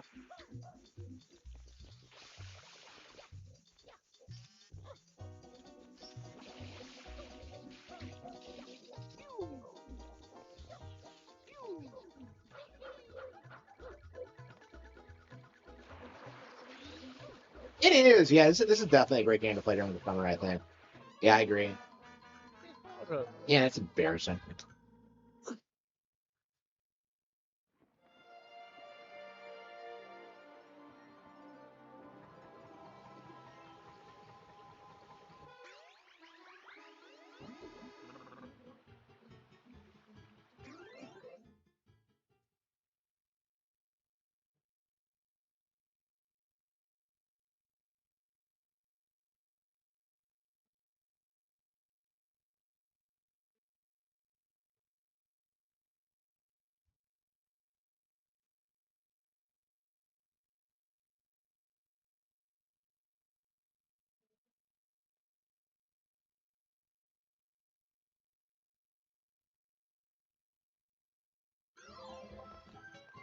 Okay.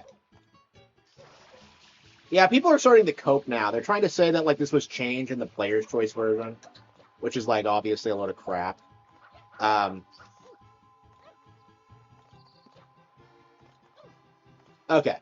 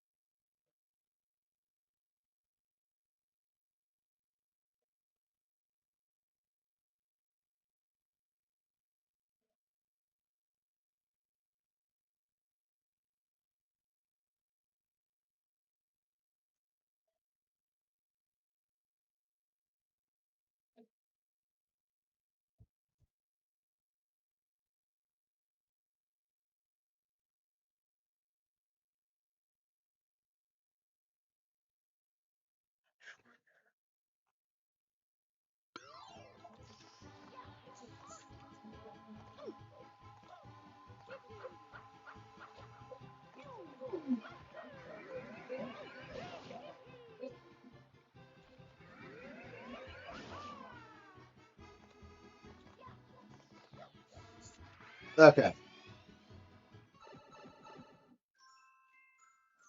Mario and Sonic were, yeah, they were the real GTA protagonists, and they didn't do anything wrong, right? If you think about it, like someone like CJ deserved to be in prison or shot.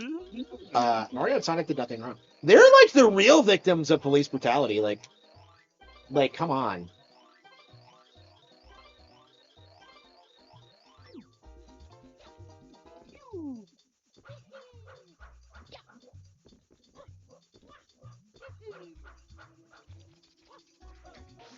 But yeah,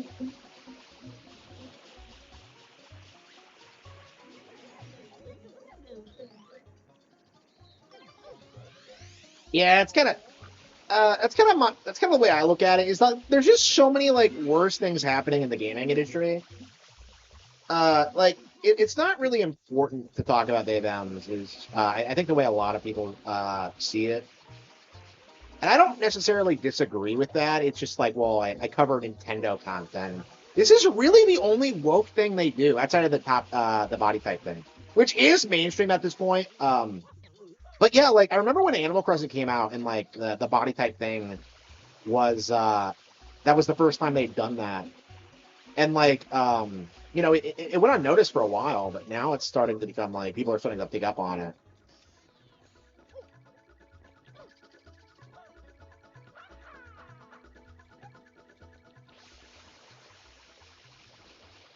Yeah.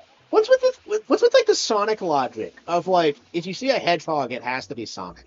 You know what I mean? Like they really act as if like hedgehogs are like Sonic is like the only hedgehog in the verse, and like it doesn't really make any sense to me. Here's a question for you. I've never gotten a good explanation for this. Why is Sonic so fast? Like I've never actually heard like an actual explanation as to like what the actual canonical reason is for Sonic being fast. Don't try and tell me it's his shoes or anything, like, because like that's obviously not the case. But like what the hell? It was just over here. How the hell did I miss that?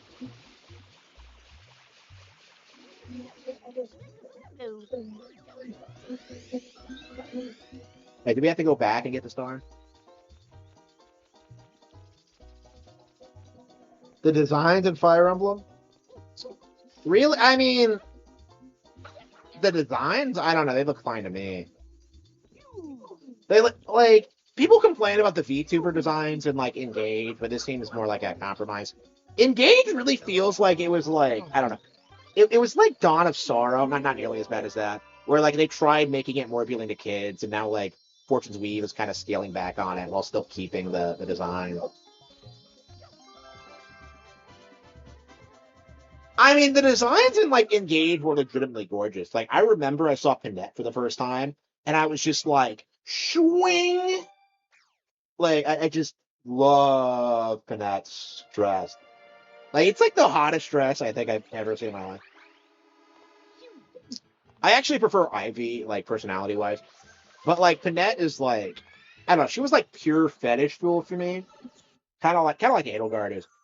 Um, yeah, liking Edelgard is like a fetish because like I every time I play the game, I'm kind of surprised how she's nothing like I hype her up to be. Because every time I play the game, I'm just getting mad at her big dong, and like I'm just like, no, Edelgard, if I was there, I'd stop you from being retarded and evil, and we'd save the Empire together.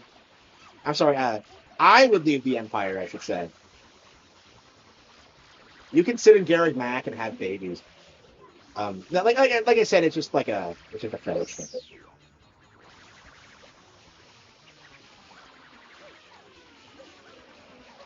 Here we go.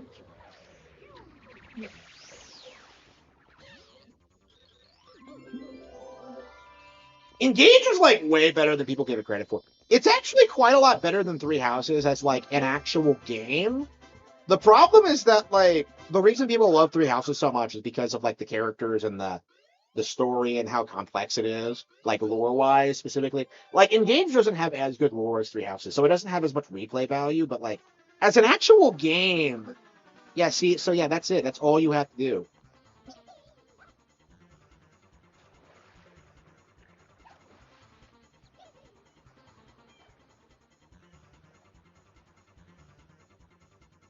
Yeah, I was never a fan of like the flooded plaza. So yeah, you just kind of spawn above, and you just kind of like.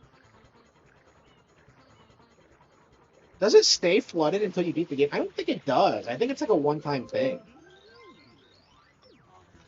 The boats are still running. Wow. Yeah, people don't seem too bothered by this. Where are the cameras?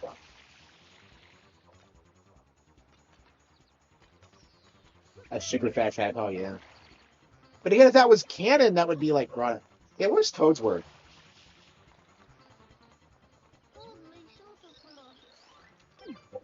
It sure is brighter. Yeah, so like, I guess when you beat all the Shadow Marios, like that's when like, yeah. So you don't need all 120 shines. Like, does it keep getting brighter as you like collect more, or does it stop at a certain point? Because like it's just such a weird system, and like they don't really, it doesn't really do anything. Sonic, yeah. I would not mind acquiring the Sonic IP. I think I would like do a lot with it. Like for me, like you have to make it an action series. Like people don't want like the goofy like Sonic Boom stuff. Like people just want like consistent lore and like actual like storylines. Right? They want like Adventure 3 basically. Like I don't understand what's so complicated about that. And like they just keep like bungling it. I don't understand like how it's like how they keep fucking this up. Like how hard is it to make a platformer about a hedgehog that goes faster? Like, I keep seeing people say it's like really hard to do, and yet like I don't see why. And like, it's kind of shocking how much better Freedom Planet was from like any actual 2D Sonic. Pretty far, yeah. Yeah, so this is the final level. That's it. We have like what, 50 stars now or something like that. Oh wow, yeah, you instantly die in this fight.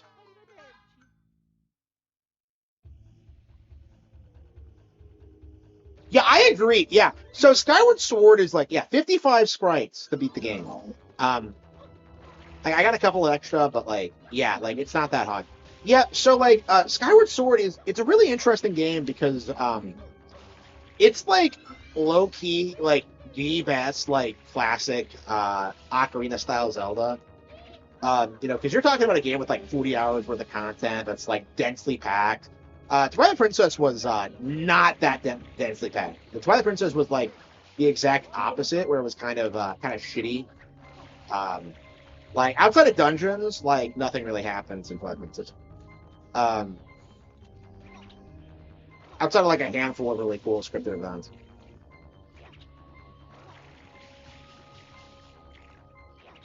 Yeah, Twilight Princess. I cannot wait for Twilight Princess to come on NSO so I can like play it whenever I want because it just feels like lately I've just been neglecting it. Skyrim isn't finishable. Yeah, yeah. My buddy was just telling me how like he triggered this glitch where like the there's a war in some city in Skyrim which makes all the quests like uncompletable, and I think it like ripped his fucking game, or like he couldn't finish the main quest or something. And apparently that's a really common glitch that they still haven't fixed like 15 years later, and that just blew my mind. Because like I'm not super like familiar with like Skyrim or its fan culture or like what's been going on with that, but like the fact that they haven't like fixed a well-known glitch like that in like 15 years is just insane to me. And it just goes to show you that like Skyrim was all hype and no substance. Because like if they put a game like that out that's like not even fucking finishable, like it really goes to show you like where the priorities were at the time. Mamma mia. Yeah, like Skyward Sword came out during a period where like old fag like Zelda YouTubers like Ego Raptor and like Sean Malmstrom and like those guys, like they were at their like most prominent, and they were really pushing this line that like Ocarina of Time was like shit, and A Link to the Past was like peak Zelda. And I love A Link to the Past, right? But like obviously, the rivalry between like A Link to the Past and Ocarina was like some like autistic like Super Nintendo fanboy thing, and like it's not something that most people agree with. But like it was something like Ego Raptor, like that was the peak of his relevancy, and that's something that like people like him really tried like pushing, was this idea that like the Ocarina formula like lost something from A Link to the Past. And like there's definitely an argument to be had about that because there definitely is this sense that like the games had changed going from like A Link to the Past to Ocarina, but like I don't think necessarily the changes were bad, and a lot of them made sense. So like going into Skyward Sword, it was just like people were really adamantly pushing this idea that like, especially during the Wii era, that like Nintendo had lost their way and that they didn't know how to appeal to the like core audience anymore. But like Skyward Sword, I think kind of exposed these people as fraud because that game was like quite a bit more hardcore than like something like Souls or Skyrim, and it was like a way higher quality game. But like a lot of people just didn't give it a chance, and they just like memed about it incessantly, like the you know when it came to like the Fi thing or like the minor inconveniences in that game. Like it's not. They made it sound like it was the worst thing ever, when like in reality, a lot of it like it was like such a refreshing change of pace in the franchise. Like I had not loved a Zelda that much since like Majora's Mask. I like Skyward Sword way more than Twilight Princess or Wind Waker. Like, and I consider it like the best Zelda we've gotten since Ocarina. So this is Bowser's first appearance. Sure is, Papa. Do you think we're gonna get this scene in Mario 3 with like Jack Black?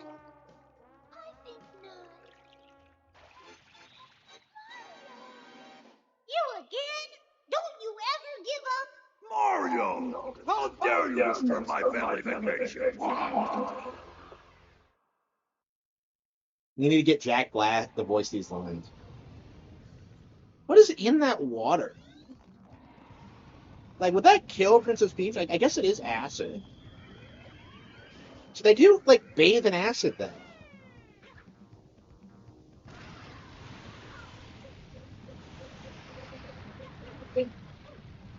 Yeah, so this is, like, the worst final boss in anything ever.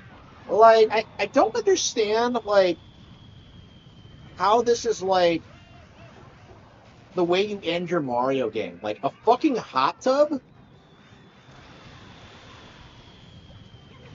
Like, it's just such a weird, like, way to end it.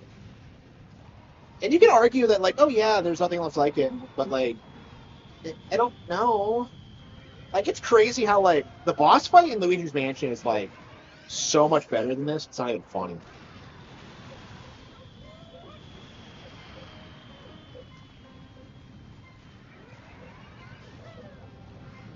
I screwed that up.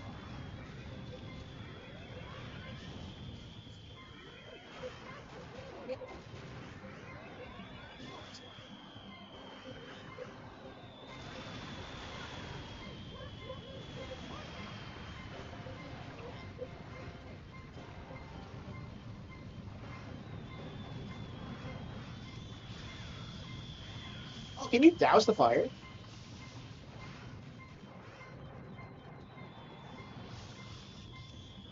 He really doesn't want me to run over there, does he?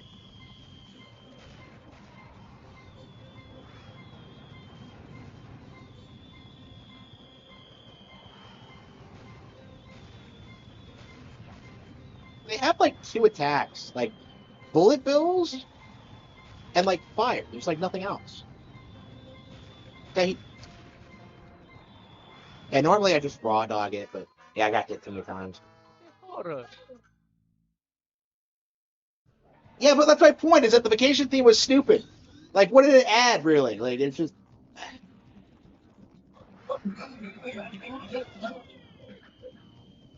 It looks nice, but that's about it. Like, oh shit, I missed.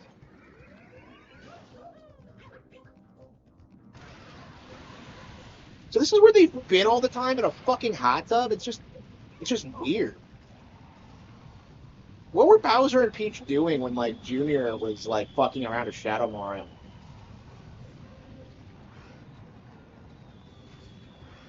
Better than Expedition?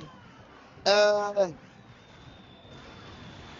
Yeah, where even are the bosses in Expedition? Like, the bosses in Expedition are kind of generic. I don't know. I'm gonna say this is better because, at the very least, there's, like, nothing else like it. Like, for Expedition 33, it really is just a generic JRPG at its core. Like, you know, when you compare, like, fighting the Paintress at the end of Act 2 to, like Unalesca, like, it doesn't have the same kind of emotional weight. What the hell is he doing?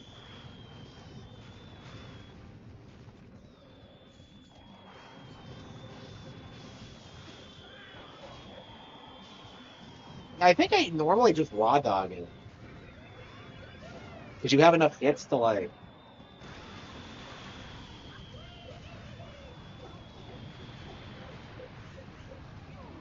Yeah, I didn't used to hate this fight as a kid, but, like, as an adult, I'm just kind of like, this is really fucking goofy. Yeah, the Luigi's Mansion fight is legit way better. Like, it makes him look more intimidating. Oh, shit. Do that. Yeah, I agree. Like, Persona 5 at least has, like, that cool chill tone and, like, that cool music. Like, there's plenty of things to like about Persona 5. The thing about Persona 5, like, mostly is that, like, the actual gameplay and story just ruin it.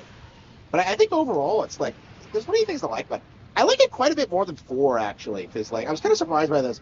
Because, like, 4 has a more likable cast, but simultaneously they don't do as much. And, like, you can't really get attached to them for that reason. Like, I think they're better characters, but it's like, you know, like, it's frustrating the way, like, these games work, where, like, you just kind of, like, meet these guys, and then they just join the party, and that's it. And then you don't find out more about them unless you do their social links. It's just ridiculous. That's me. Does GTA even have boss fights? Like, I'm trying to think of like, you fight Big Smoke at the end of San Andreas, right? Like, I don't remember what happened. Like,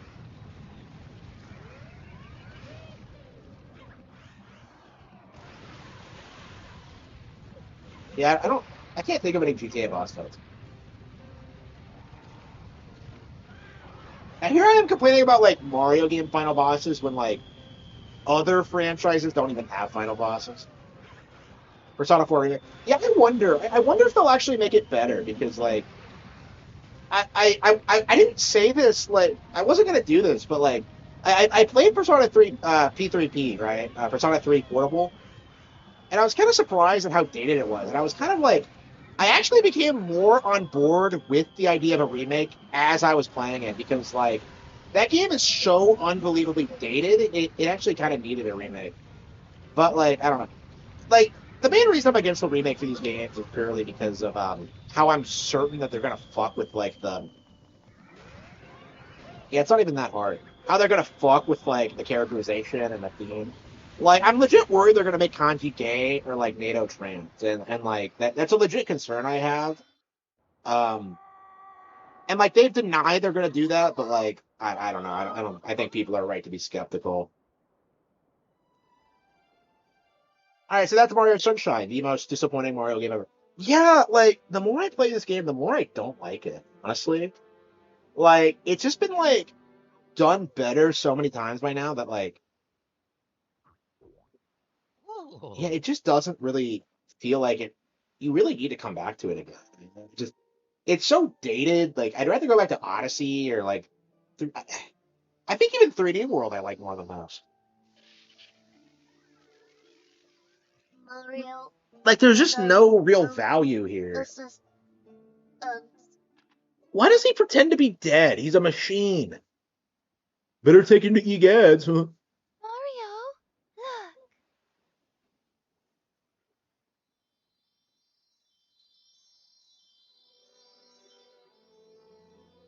I know, like Luigi's Mansion should have been like the big Mario game for the GameCube. I don't know why they pumped this out.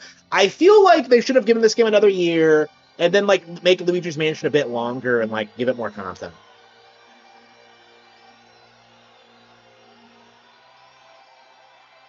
Look at look at all these guys who did nothing to help. Where the hell are they? Junior, I've got something. I didn't even make a Corona joke. About Wow, Princess because like the Mario, mountain in this game is she's called not really Corona. my mama. I never understood this. Someday, when I'm bigger,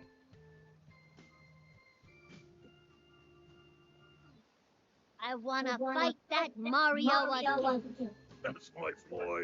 Well put, Yeah. son. The royal So they just people dropped the whole is Mama as Peach strong thing. as Like, ever. so like he knows that Peach isn't his mom. So like, what was the motivation that like it doesn't even make any sense. Like I was just always confused by that, and I thought they were gonna like um do more with it in sequels at one point. But now like Bowser Jr. is just a reoccurring character now. Wait, what? The vacation. Why did they even bother with the fake out deck? Whatever. Oh wow, this was an Iwata game, really. This early on? Like he didn't take control of Nintendo yet, was he? I thought that wasn't until 2003, 4. Yeah, Kuzumi, yeah, Shirai, Mikami Naga, Tatsunoka, Ryuichi Yamamoto, Michu Hayashi, Akiko Hirono. So when did you start seeing like Yamauchi stop being the executive producer? Because like I don't know, that is interesting.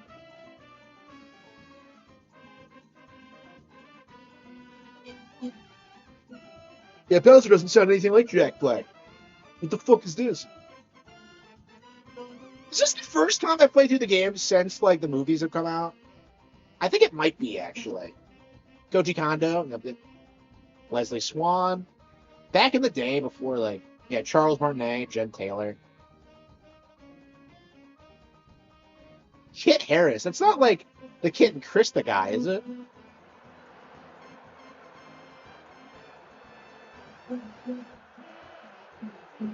This game did not have a big team. Yeah.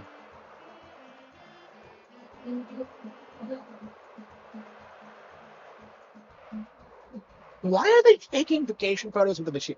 Like, this pisses me off as much as like the stupid like Pragmata thing with the little girl robot. Like this is just about like who the fuck cares about Flood? You know, like, oh yeah, great teaser, Nintendo. Yeah, what are you gonna do with that? Yeah, I bet they're gonna do a lot with that in the future. Like shit. Like, what did they mean by this? Like, what were they implying? Like, is Piantassimo 2 gonna keep terrorizing like El Delfino? Like, I just don't get it. Like, what is he gonna do?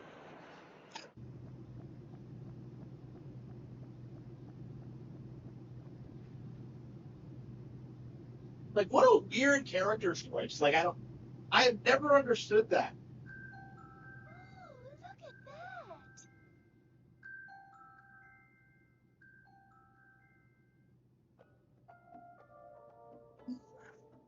Yeah, I feel like this game tries to imply it's gonna have a sequel, like, more than the average Mario game. So, like,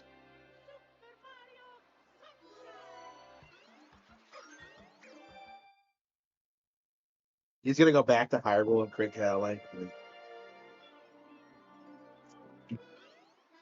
Yeah, it's weird, like, playing this game as an adult because, like, as a kid, you kind of, like, struggle with Piantassimo 2 because he's a bit more elaborate than, like, Koopa the Quick, but, like, when you play the game enough, you realize that, like, all of his tracks are fucking garbage and that they're, like, really easily exploitable.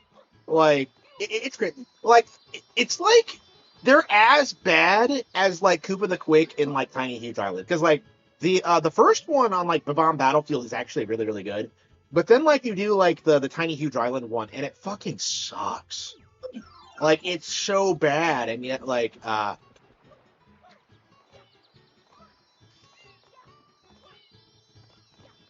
yeah, I don't know. I don't feel any nostalgia for this game at all. It is, like, my thing.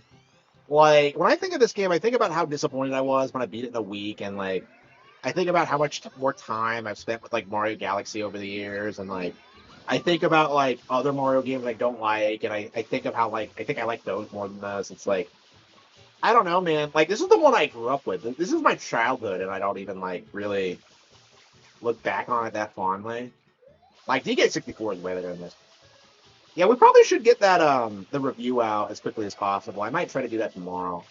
I'm doing, like, a Pokemon video right now. I'm gonna try to use clips from the anime, and I'm kind of worried that I'm gonna get, like, flagged.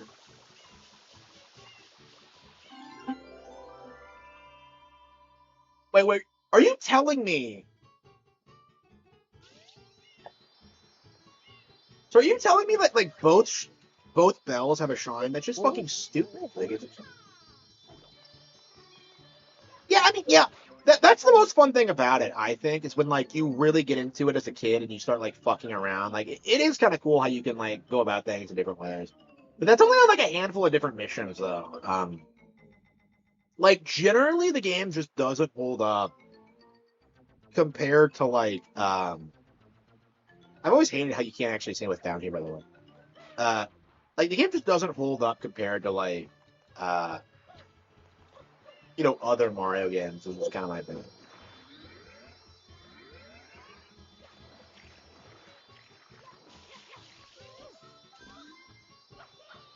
Yeah, like, I looked it up, and apparently it's fine if you just use, like, 7 seconds of it. But, like, I'm just kind of like, I don't know, man. I remember when I tried making that Dr. Stone video, and it was like, they wouldn't even let me upload it. So, like, I'm just like, I have not been in a hurry to go back to, like, making anime content. I don't know how everybody else does it, like, honestly. Like, because I want to do, like, anime content, I always have, but it's like, if I don't know, like, the procedure of how to do it legally and make money off of it, like, I just don't know. Like, I feel like I would be, like, a way better anime critic than, like, most of these people. Because, like, if you look at, like, TV reviews or, like, DigiBro, like, all they do is, like, try and justify being lolicons while I'll actually talk about, like, plot and games ideas. Like, you know, that's actually why Murphy Napier is such a good One Piece YouTuber, is that, like, she's actually able to talk about like things other than power scaling and how much she likes Nami's boobs. You know, like that's I don't know.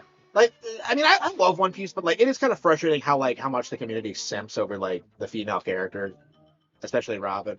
Yeah, I was talking about that with my buddies, like, because like, oh, I bet you like Nami, huh? And I'm just like, I, I like, I don't know, she's kind of a hoe.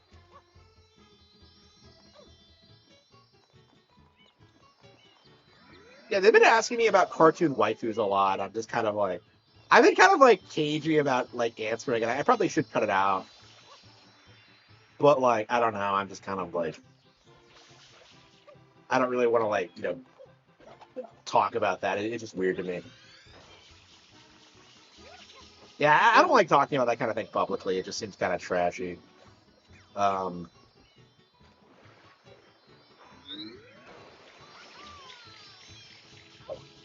yeah, my buddy's like, "Oh, you like the Hex Girls?" And I'm just like, "I haven't found out." So like, it was just like I just didn't like. I just wasn't too big of a fan of that.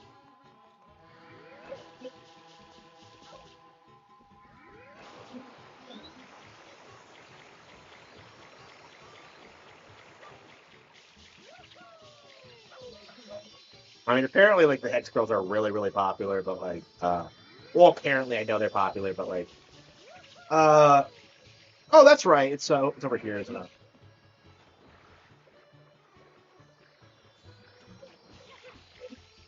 Yeah, I loved like Thorn growing up, so the black haired one. So like, I don't know, just getting called out on that was just kind of I don't know, just kind of awkward. Yeah, nobody pegs me for like an Edelgard fan. Uh, I guess because people don't know who the fuck she is. But like, I wonder what like the stereotype for uh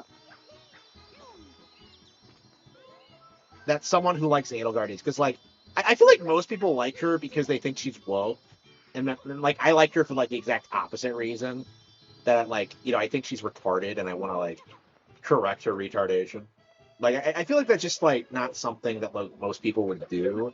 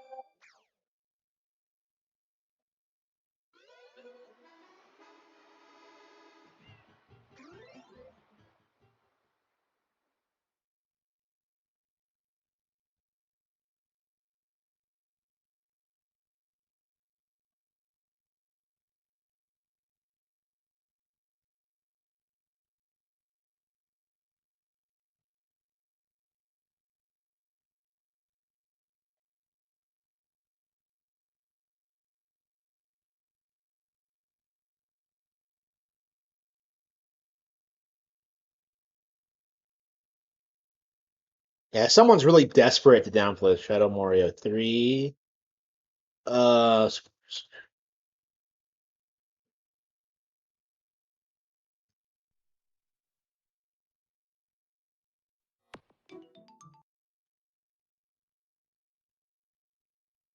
yeah, leftists do this weird thing where they like speak authoritatively about things and like try to.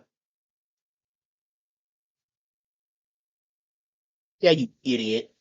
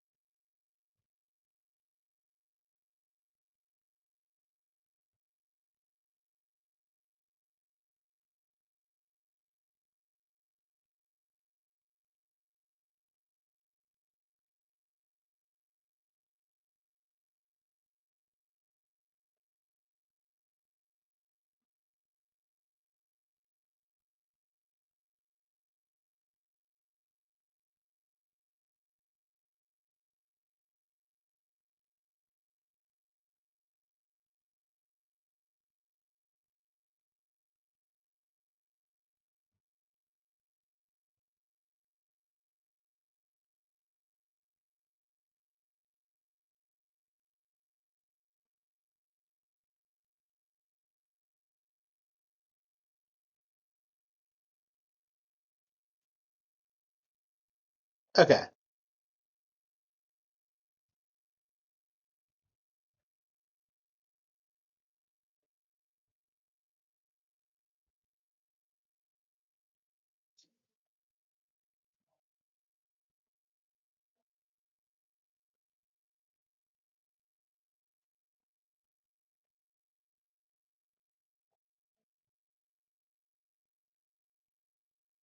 Okay. Yeah, it's crazy. Yeah. Yeah, they're trying to damage control it. Um they're trying to make it about like player's choice. Like I saw someone in there claim it was like for the three little ones, but like very specifically, you can see in the image it's like the big one, which is like only one of there's only one. So yeah, so like it's just a giant cult. I'm not sure when the player's choice came out. But yeah, they them shit has been around for like forever. It's like it's still wrong, like regardless of like when it's used, because like I think they started using it in like the earliest example I've seen is like in murder mystery. Like you'll watch like Murder She Wrote or something, and you'll have like the detective, like the male one, just go like, "Oh man, we're gonna get this guy, we're gonna get him," and then like you know, uh, you have like Lansbury, like Angela Lansbury, she'll come out and she'll be like, "Oh, we don't know if it's a man, man." Like that's how it start. That's how it started, right? Just questioning like really basic, simplistic, like gender neutral language. Like, of course, it could have been a woman, but you default to the masculine pronoun, right? So like that, they were able to like mislead people because of that, because of shit like that.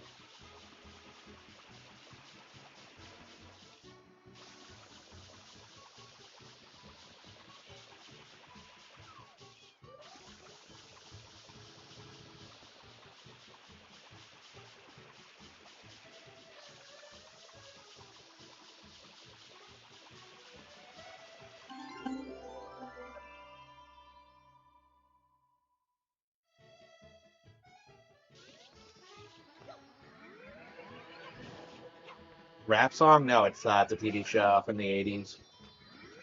Was it from the '80s or '90s? How long did it run? Yeah, I agree. Yeah, yeah, yeah. So a lot of these people like started from Tumblr and they're trying to make like their weird fanon theories canon. I don't know, man. I'm curious like how long it's gonna last before it collapses because like Tumblr doesn't really exist anymore, honestly. So like the people doing this are like in their 30s and 40s now. It's not cool with the kids and like I don't know, man. Like it'll fall apart eventually once they like start like in tech like doing the wrong thing. Once they can't get away with it. Like, I mean, what ended up happening with that, like, Square Enix chick is that, like, she got shuffled to a different department where she couldn't do any real damage.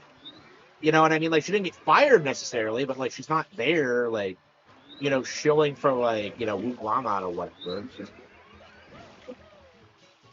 So what's going on with Final Fantasy 14? Has it recovered? Because, like, I remember everyone was bitching about the expansion, the new one, or the one that was new and the last one.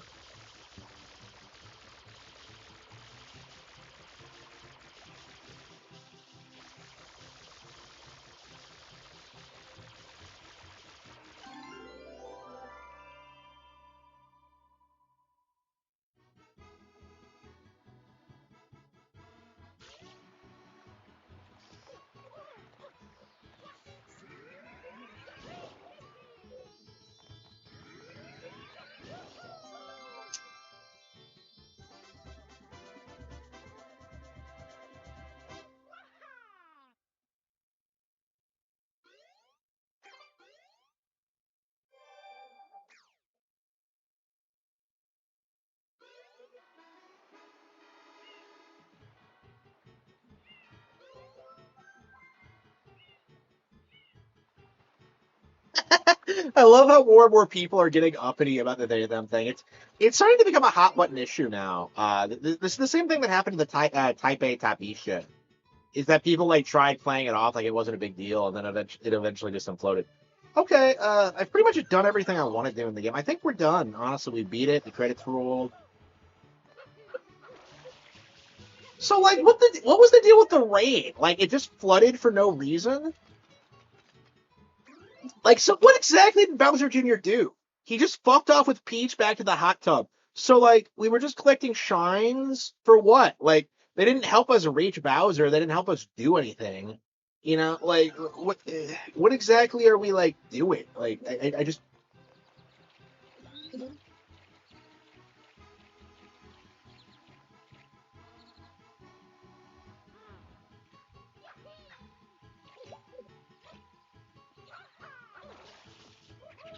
Like, realistically, there's, like, nothing stopping you from just going up Corona Mountain immediately and going where they are.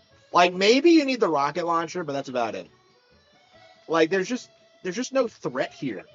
Like, do you even see, like, any of the, like, Bowser's army outside of, like, Bowser Jr.? Like, they're just chilling here, too. They're not doing anything. They kidnapped Peach, but, like, I don't know, that's kind of like a reflex at this point. Like, I don't even know if Bowser even knew what was going on. He's just like, oh, man, kid, like, you're doing a homeschool project? Hell yeah, let's do it. It's like his 4-H pig project, like, just kidnapping Princess Peach. Yeah, he kidnapped Rosalina in the movie, and that's, like, such a weird pick. Like, I don't know. I love, like, they make it sound like kidnapping princesses is, like, a big thing in the Mario-verse, but, like, we still have not seen Peach get kidnapped. It might happen in the third one. I could see that being the plot of the third one, that, like, Peach finally gets kidnapped. That would be based if they actually go in that direction, where they make her, like, where they presented her as the strong action girl in the first two, and then, like, she gets captured for a good chunk of the third one. That might actually be a good take on it, but I don't know how likely that is.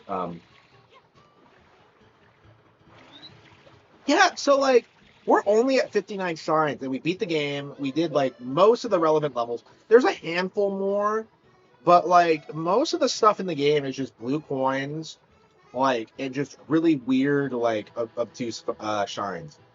Like, there's, yeah, the game is just a mess. It really is not that good. Like, honestly, like, they should have moved away from the collectathon format, because, like, I feel like it doesn't really suit the game at all. Like, it really should have been structured like, kind of like Odyssey, where it had those, like, scripted, like, sequences, and you just, like, you know, platform through them. I don't know. You can see why they went back, they went for a more platforming route in Galaxy. That's kind of what Galaxy did, actually. But yeah, like, it's really interesting to think that the Galaxy came out like 5 years after those, because, like, yeah, this game was super polarizing when it came out. But Galaxy, like, immediately became a classic. Like, Galaxy was beloved when it came out.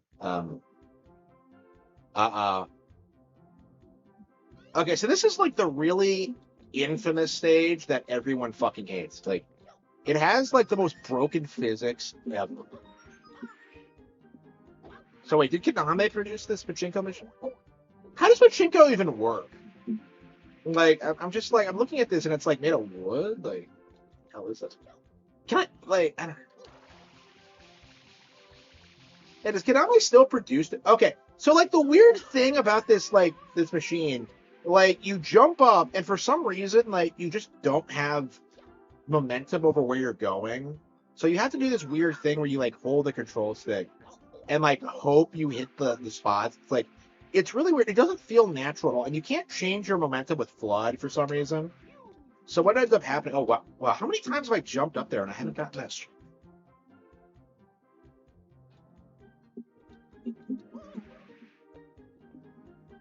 Yeah, Galaxy, I think, was the beginning of the end. Because, like, I think when Sunshine came out, there was this feeling that, like, Nintendo was falling off and that, like, Mario wasn't going to be a brand to compete with in the future. That stopped after Galaxy. There was no, like, disputing Galaxy's, like, popularity and longevity. It was like an instant classic. It's still being played today. And this one, not so much. Yeah, like, people play this and, like, try to play this, and they immediately go, like, yeah, that's enough. Fuck this game. Holy shit! Okay, I think we're done. Like, that was fucking stupid. That was the stupidest fucking thing. Like,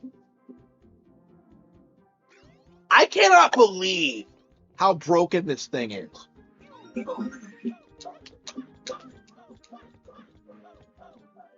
Look at this. Yeah, so you jump out and you instantly like shoot forward because it's like it's trying to simulate the way that like an actual pachinko machine works instead of like taking into account the way you approach it. So like yeah, you can't change your momentum for something. How are you supposed to do it? Like I don't.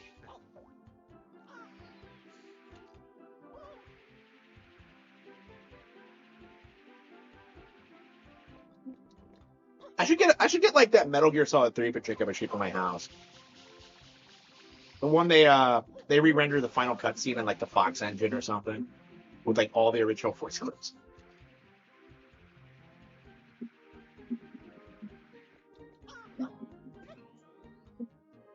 Yeah, can you actually still find that in the wild in Japan?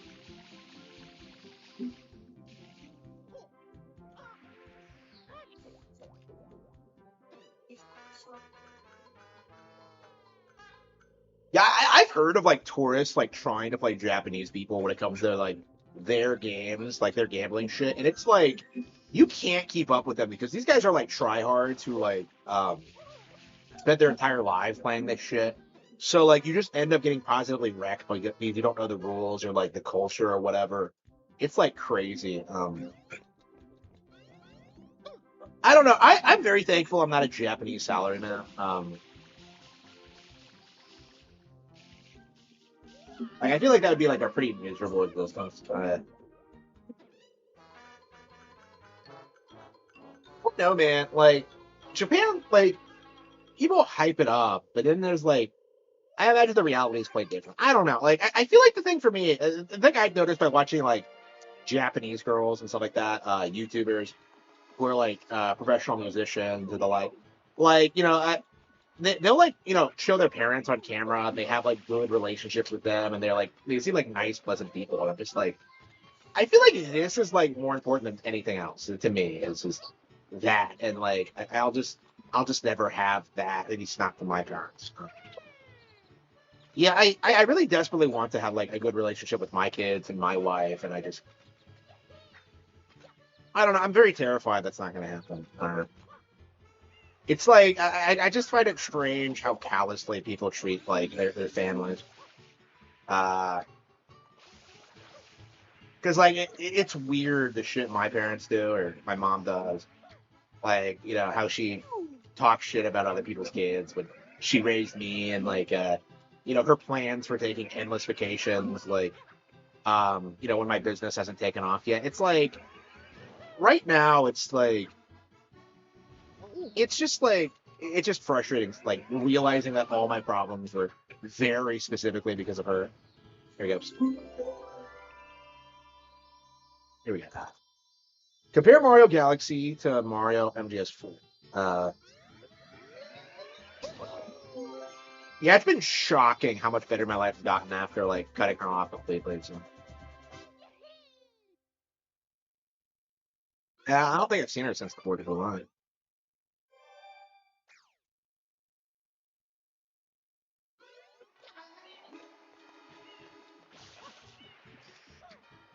Okay. Yeah,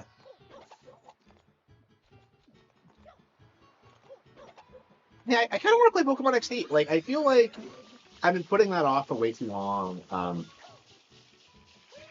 The GameCube game I've never played, so yeah. Apparently, it has like a lot of Gen 4 Pokemon, which I find interesting. That is definitely something I miss about Pokemon. Like when you watch the anime or play these like spin-off games and you get like sneak peeks at future generations, like how like the way they promoted like Bonsly and like Munchlax going into Gen 4 was like genius. Yeah, that was actually the last wave of like Pokemon nostalgia I had actually was like that period because I remember seeing Munchlax just like my mind being blown. Like Sudowoodo was like one of my guys back in the Gen 2 days. So like seeing it get like a baby evolution was like crazy to me.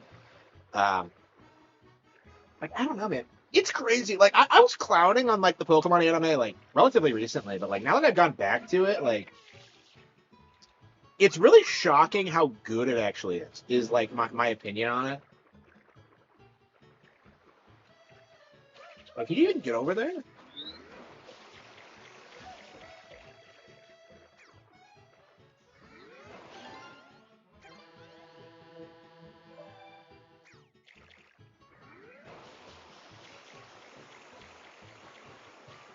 And the turbo nozzle is so much fun, but you don't get to use it much.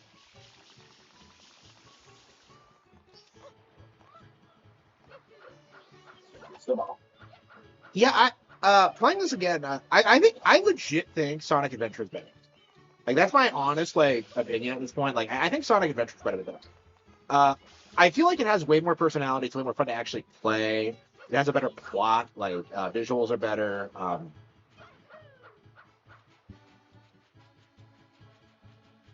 I know. I didn't notice that until recently. Yeah. Like that's insane. Like I don't know if they like brought it up in the episode where he got it. I vaguely remember it, but like I don't know. It's crazy. I barely remember watching the Johto episodes. Like I think a lot of them I must have only watched once because I think I think like a lot of the Indigo League stuff I did watch more than once, but like I think for Johto it was my parents were not supportive of me watching TV, so like I at a certain point like I wasn't able to keep up with anything. I remember I didn't watch a lot of Yu-Gi-Oh past like season 3 either. Like I legit did not finish like the Virtual World arc. Like they're going to fight Noah. Like that was the last thing I remember seeing is that like Yugi's dueling Noah at the end, and like Noah's showing off his stupidly OP like Deckmaster effect. I think he gets like 90,000 life points or something. And I was just like I was so into it, and then I just stopped watching it because I just didn't have time. Like I remember like I caught a little bit of like season 4, and like that blew my mind too with like Yugi losing to Raphael and all the crazy shit. Like I don't know, man. People clown on season 4, but honestly, like that shit is like peak. Like because it feels like it has real stakes. You know what I mean? Like in a lot of ways, like I feel like the filler content on Yu-Gi-Oh like resonates a lot better than like the actual mainline plot is like Battle City was kind of dumb. Like you know Merrick was kind of shitty. Like I just like so many of the other villains more. Like they never bring it up, really. Wow, that's crazy. Maybe it's not a big deal in the anime, or maybe it's not a phenomenon that's understood. Because like I never noticed until like somebody brought it up to me.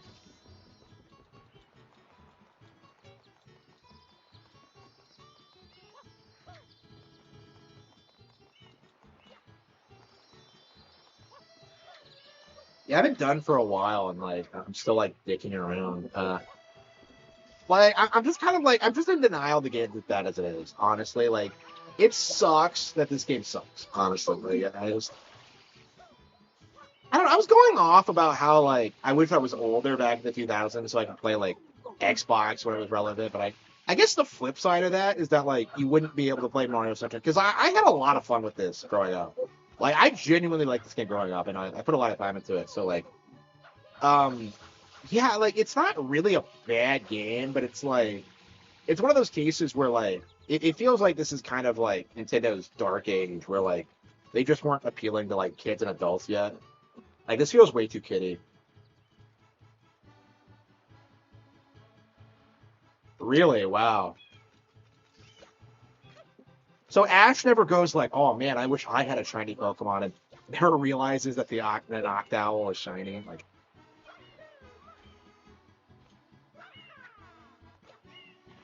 yeah, I gotta start watching Pokemon on YouTube again. I put it on a while ago, and like I got like 20 episodes in, and I just stopped.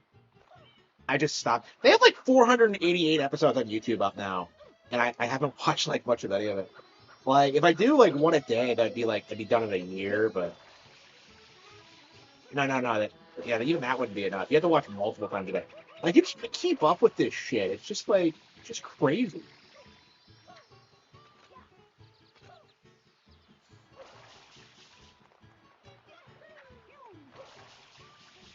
And did we see any other shiny Pokemon ever in the anime? Because like, so that would make Noctowl like the only shiny Pokemon in the entire show.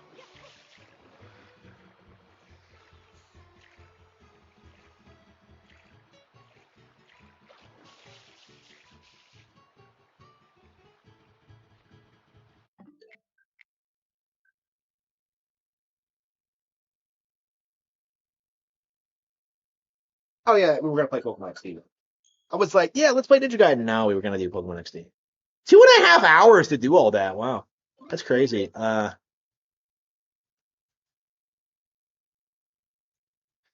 Yeah, so I think we're done with Sunshine.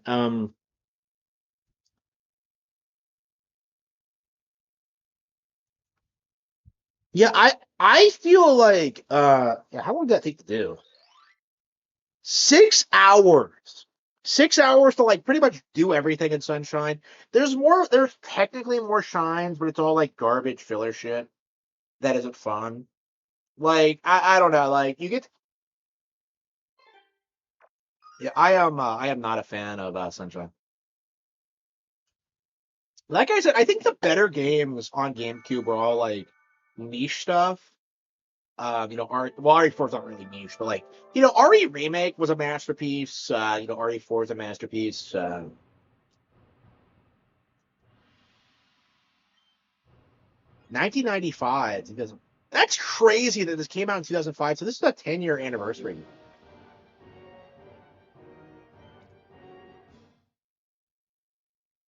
Oh yeah, the Red Gyarados. Well, that's from the games though. That's okay. I didn't even realize the Gyarados was a shiny. I thought it was like some special thing. Like I didn't realize that was an actual in-game mechanic where like any Pokemon could be shiny. So like I just thought the Red Gyarados was a Red Gyarados. I didn't think like I didn't realize like the shiny thing. I also had a shiny starter at one point and then reset the game because I thought the game was glitched. I'm like that guy.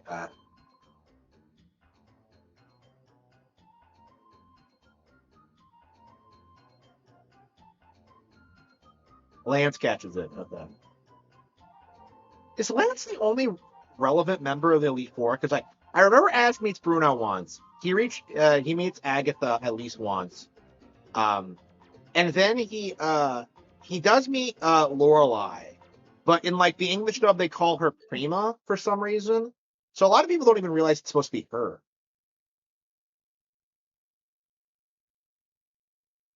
Yeah, she has like gigantic fucking boobs. If you actually see like the episode she's in, they have this like really crazy close up shot where where like Ash's face is like pressed right up against her giant fucking chest. It's amazing.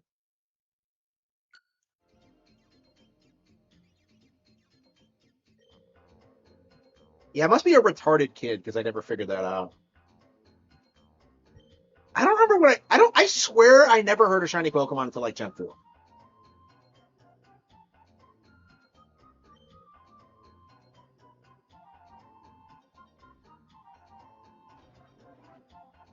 Yeah, so I grew up playing Coliseum. I'm a huge fan of it. So very interesting to see a direct sequel. But I don't think this game is a big hit. Like Coliseum, I think has a pretty small following, but like I've never seen anybody sell it. Like the most well known thing about this game is like the title, like XD, like it was like an internet slang term at the time. So people tend to like clown on it for that reason.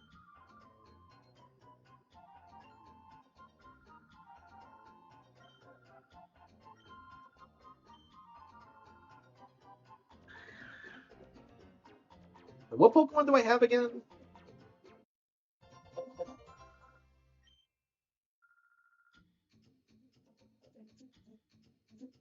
Yeah, I kind of wish we kept getting like console RPGs like this. Okay, we have one EV. Okay. Um, yeah, is this the last one of this kind we've gotten? No, we got Legends. Yeah, yeah. I guess that's what Legends is now. Is that like it's this kind of thing made directly by Game Freak, so it's more in line with like the series tone. I mean, I love the darker tone of Coliseum, but like personally, yeah,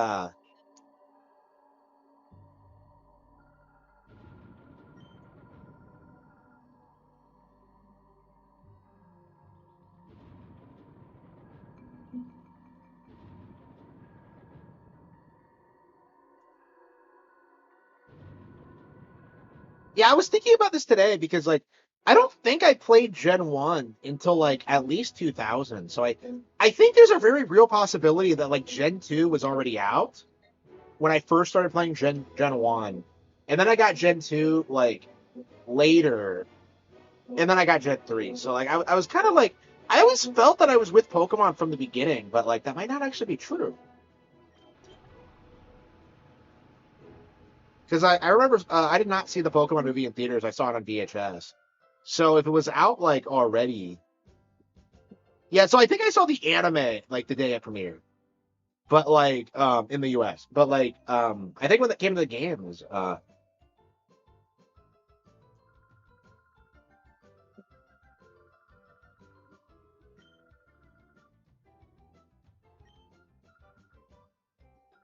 Joby, why are you referring to yourself in the third person? Okay, so like that's actually a Japanese thing. Like kids will do it, but it's weird that they localize this because English speakers don't do that. It's weird how many like Japaneseisms make their way into these kind of things.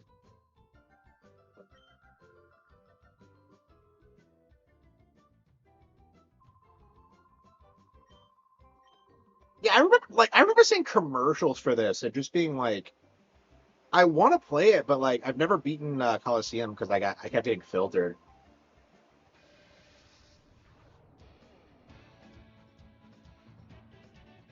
Super Trainer? Okay, what's his Pokemon gonna be? The Super Trainer sends out a fucking Sentret. What are you doing, bro? Yeah, so like I love like the way battles work in Coliseum where like everything's a double bout, right?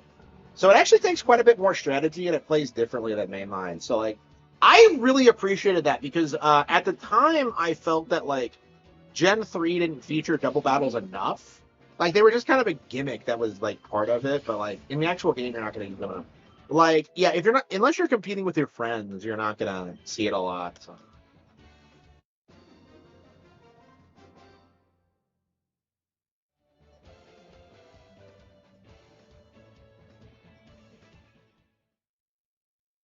How do you evolve your Eevee into an Umbreon and Espeon in this? There's no day and night cycle.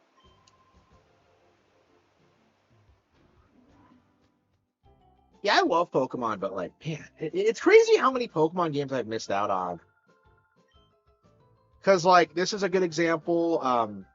Yeah, I skipped Pokemon Mystery Dungeon 2 and 3, so I actually have not played the fan favorite. Um, and like, I love the original, so I was always very disappointed. Yeah, I own the original.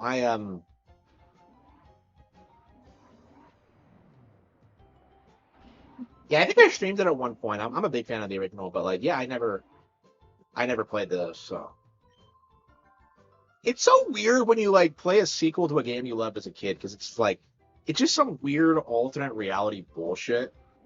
Like, like I know why I didn't pick this up as a kid, but it's like it's just like I don't know. I'm not sure if I would have liked it as much as Coliseum because like for me, like the appeal was the girl and like the dark turn,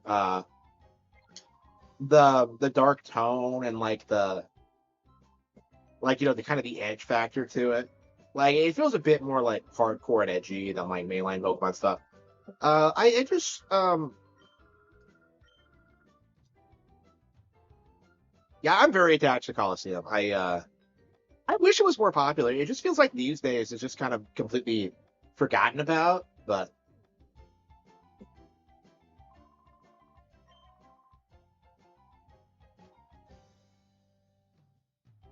yeah, yeah, they do. Yeah, that like blew my mind as a kid. Yeah, I really struggled with Coliseum.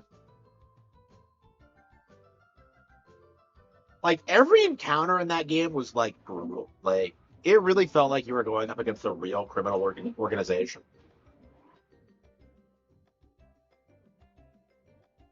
What if like that bitch Venus did something that pissed me off? I can't remember what it is. I don't know if it's like something she does in the plot or like gameplay mechanics, but like all I can think of is that the way she moves, where she like swirls, like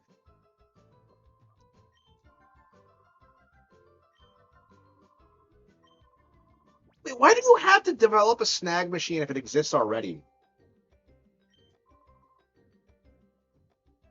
Wait, why are we designing it? What happened to Wes in between games?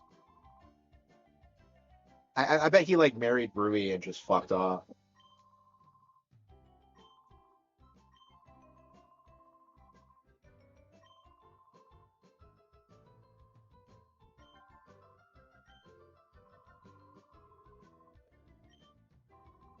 I'm the best trainer at this lab because I had a level 10 EV.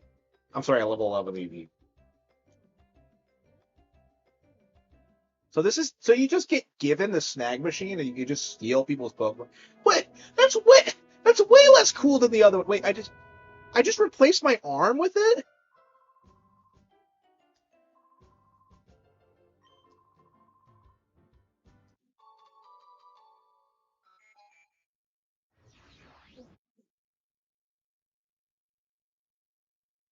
Shadow monitor. Okay, so you can keep track of all the Pokemon.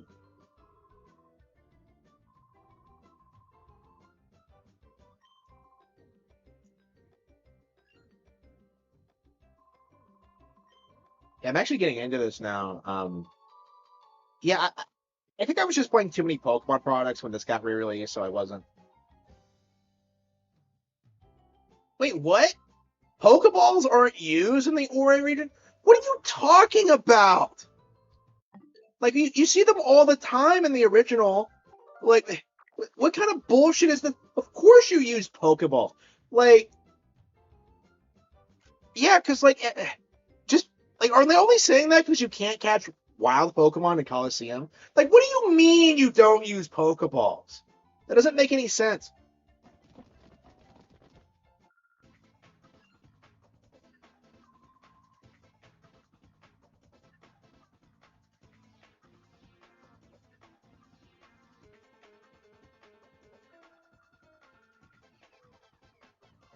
With the director, no wild Pokemon. What sense does that make? Pokemon are. What do you mean no wild Pokemon? Like, Ori is such an inhospitable region; it has no natural Pokemon. So what's the lore reason behind this? Because like Legends Arceus goes into this too, where like apparently hundreds of years ago we had no idea Pokemon existed, and we treat them like freakish animals, and we know nothing about them. But like, how does that make any sense? Like, well, what's the story behind that?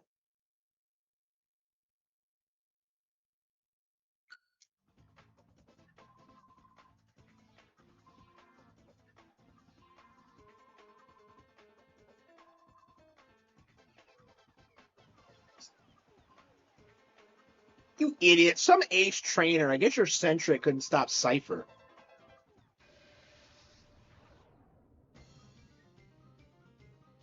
I don't understand. Like, if there are major criminal organizations going around, why don't you have ace trainers everywhere to deal with these idiots who like think sitting out Attorney Ursa gives them the ability to like do whatever they want? Oh, you don't even need the girl anymore. Oh, that's disappointing.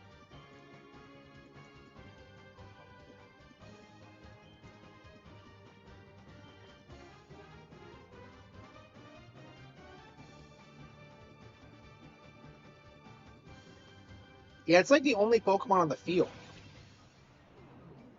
So Teddy Ursa is your first fucking Pokemon. They didn't even change the animation. What the fuck? A snag ball? That's a fucking Pokemon. Yeah, nice try, you fucking retard.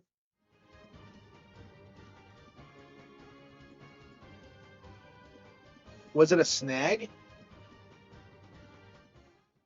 Teddy Ursa jerk your party? Yeah, you don't need that.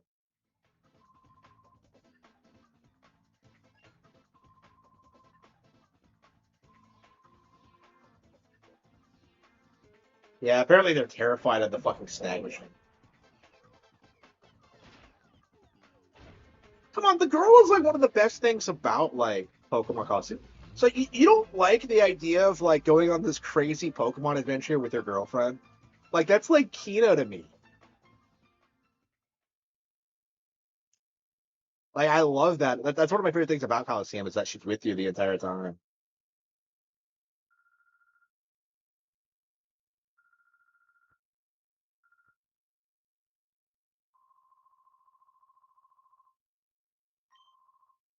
The authorities? What are they gonna do? Like Officer Jenny? What is she gonna do?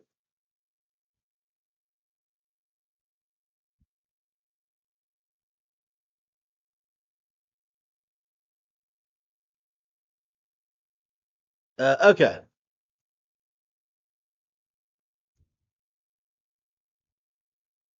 Okay.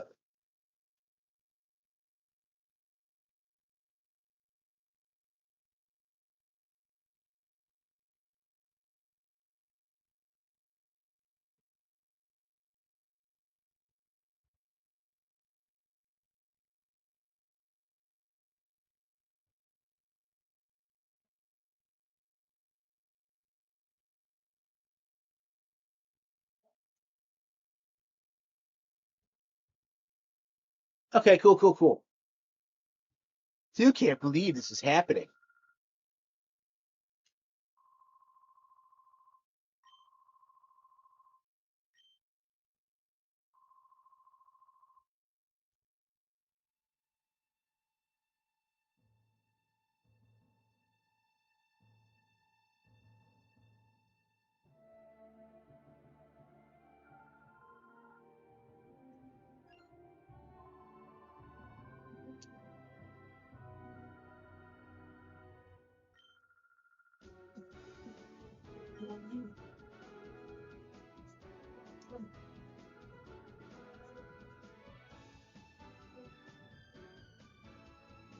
Wait, is Lily your mom?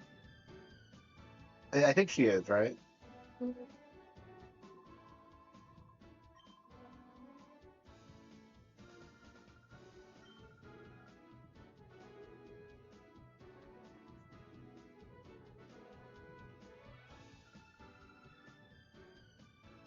If those men come back, they'll come for me. Yeah, sure.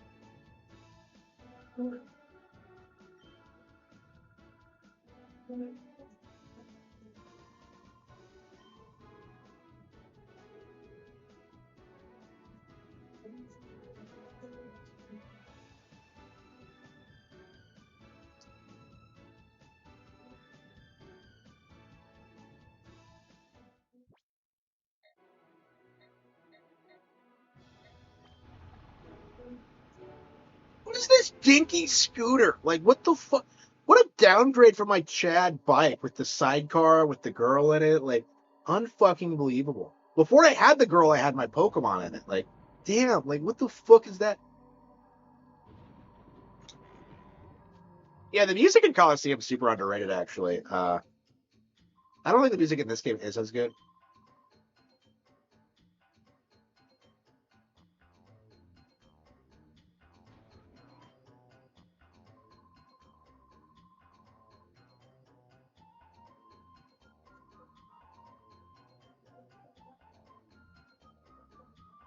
Well, like, Crane was kidnapped. Wait, what am I supposed to do?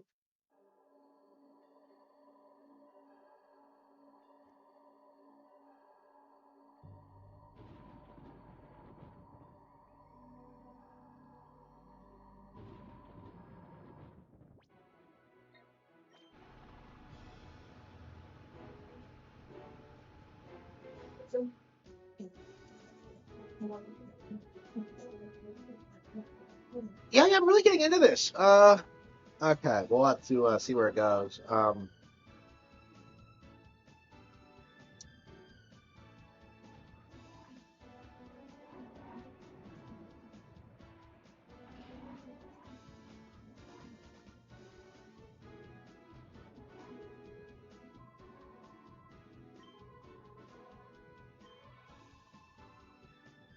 Two brave young people.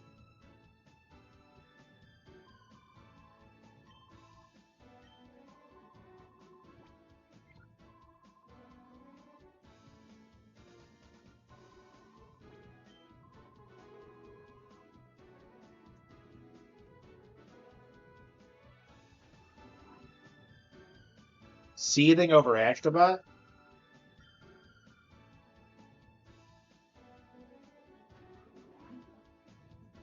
I wasn't seething at Ashtabot. Like, Sony apparently is replacing Ashtabot as their fake mascot.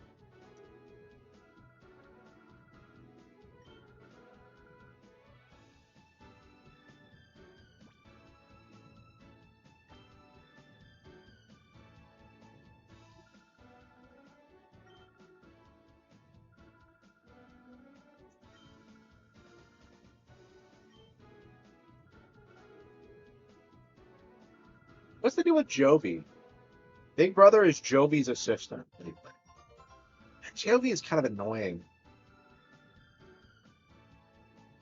What kind of name is Jovi anyway? And doesn't she have Pokemon of her own? Like, wouldn't it be base if like your partner character actually? Like, I never understood this about the girl in the original too. But like, why the fuck doesn't she have Pokemon of her own?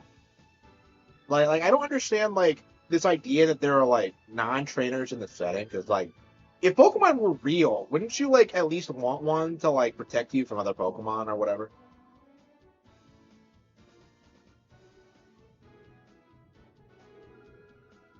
Like, I can't imagine like.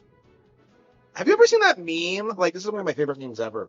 Of that guy sitting in front of the computer, and he's like, "I wish Pokemon was real." And then like suddenly Pikachu appears before him, and then he turns around and look at it, and then he's like, "Cool." And then he turns around and just goes back to the computer. Like, I'm just like, I could not imagine that being me.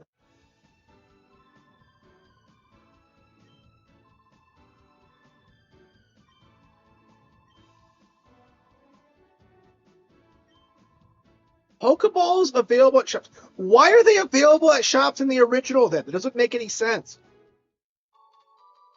Like, what is this? What is this bullshit about Pokeballs not being used in the region? That doesn't make any sense.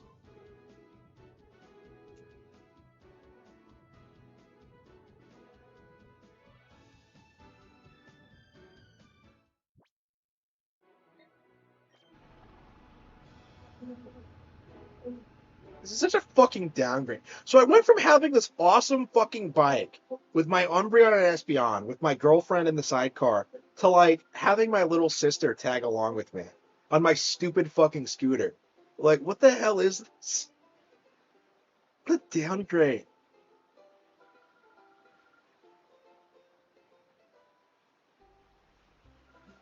She even has Mickey Mouse ears. She's probably like a Disney kid.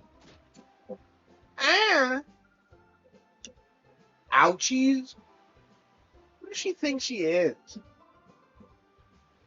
Holy fucking shit, it's Chad Thundercock.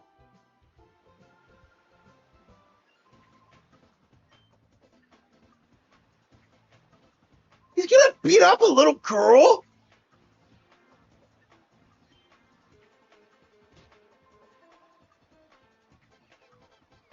Like, who the fuck harasses a little girl?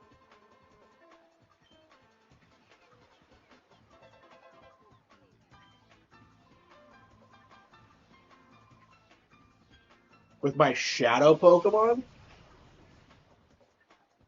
A Zangoose.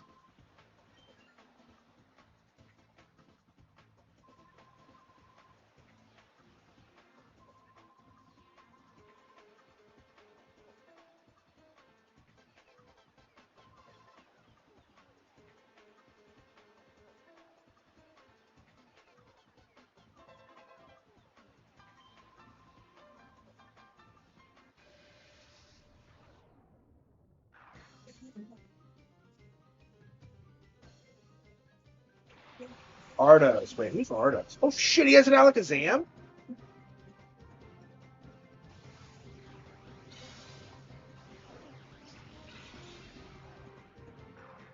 One-shotted. Ow.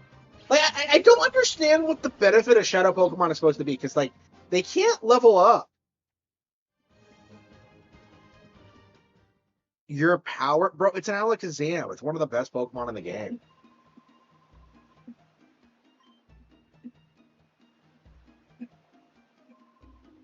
What is that waste? Like, he looks like he does Arm Day, but, like, doesn't do much else.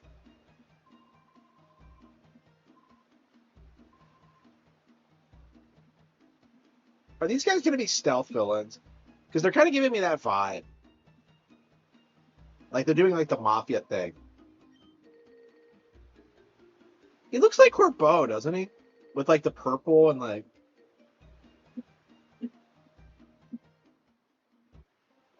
Okay. Corbeau is my literally B character, by the way.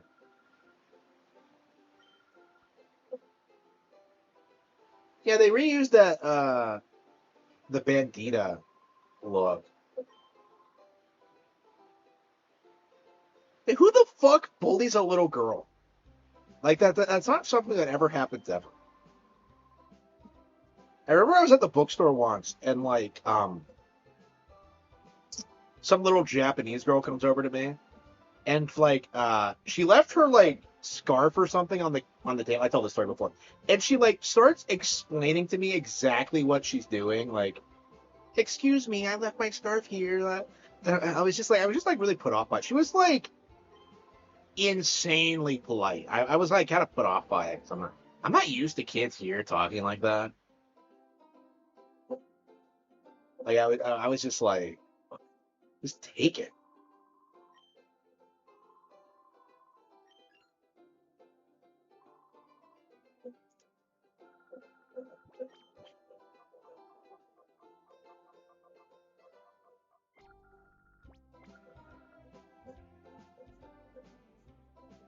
Okay.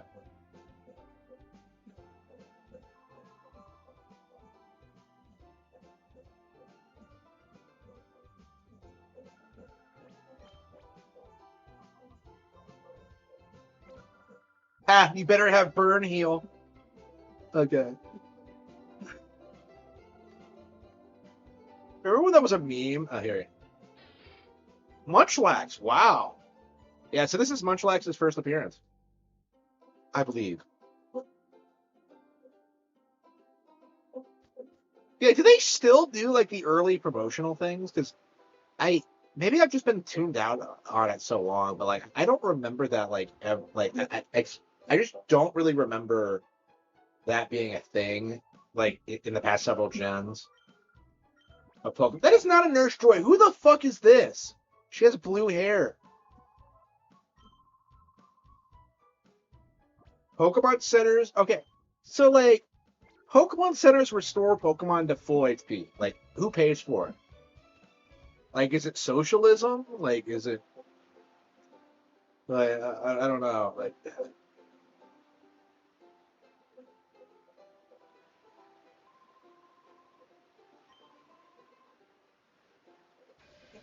the Crappy Club.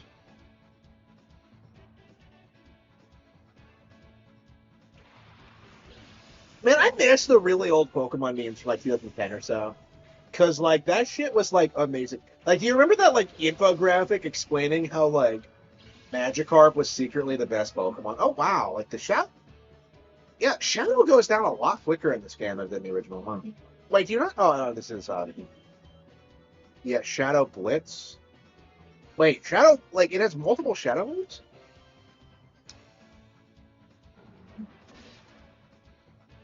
Yeah, it's crazy to think these are Gen 3 games. It's been a long time.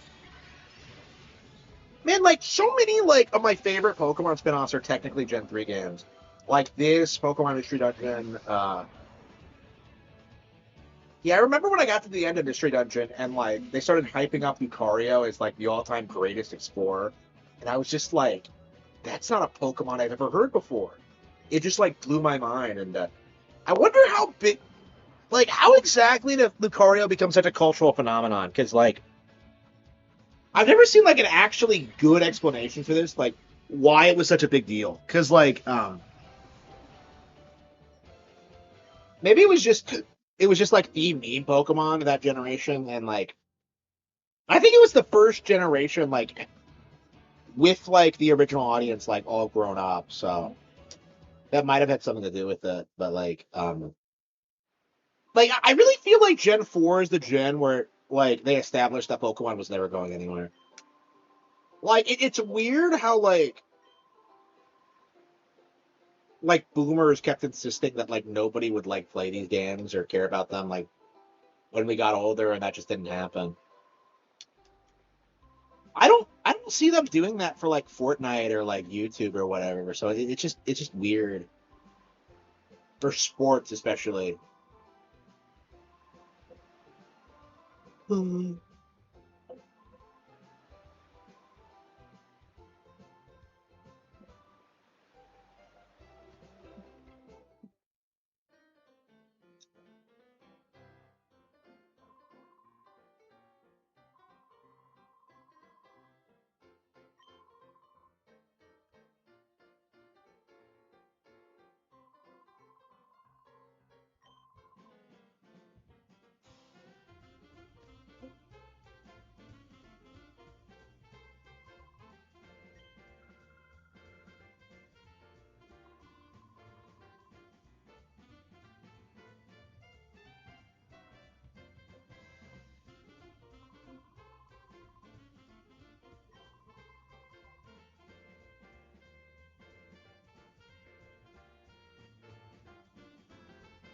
Oh.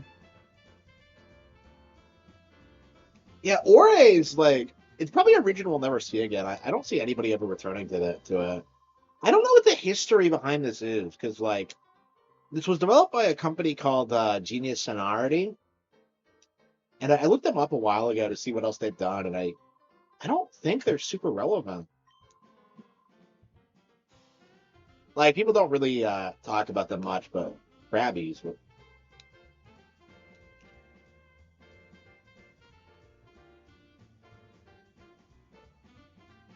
Like I really don't know how this project even got off the ground. It's just kind of crazy to me. I guess like there's always been demand for like a console Pokemon RPG, but like, and this is what they came up with. But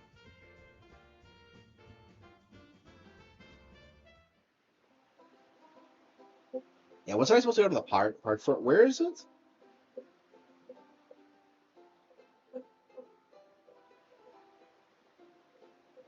Yeah, this is the shop.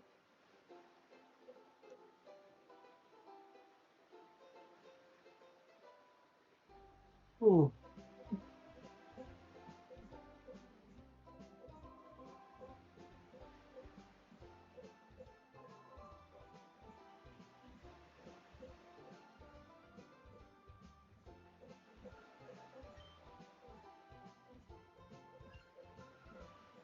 Oh no, Emily and Acri. Oh wait, she has an older sister. Score. Oh wait, no, she's quite a bit older.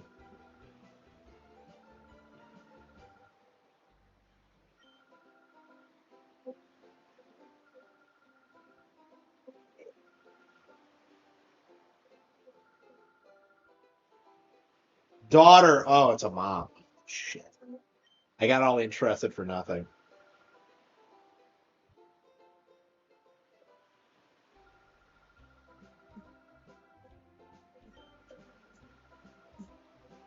Oh, she's a novelist? Aw.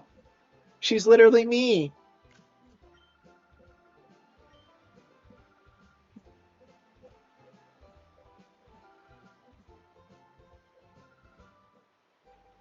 Imagine being a novelist in the Pokemon world.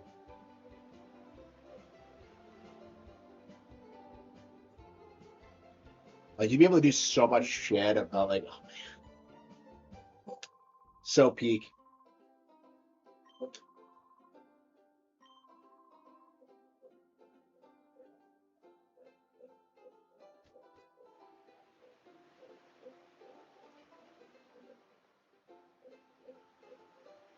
Ugh.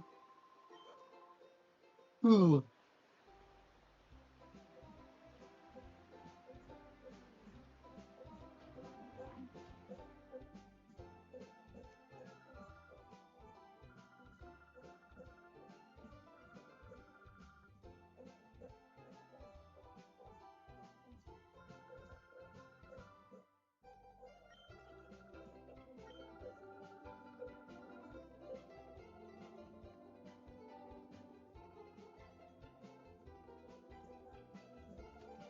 I wonder how they're gonna be important later. Like, why is Jovi like hanging out with you? I don't know. I guess she's with you throughout the entire game. Pokédex entries.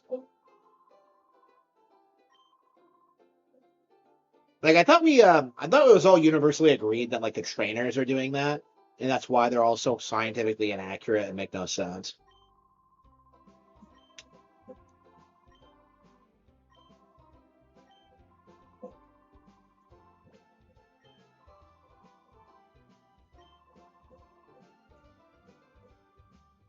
Our world is huge. It can evolve into 5 different types of Pokemon. Only 5? Like what a fucking retard. So this is before Gen 4, so he's not including Ice Glaceon or Leafeon, and this is before Gen 6, so he's not including Sylveon. So he's missing like three different types there. Like what an idiot. 5 items are the keys to Eevee's. What are you talking about? You can't evolve it into an Umbreon or a Ruspion with a stone. Like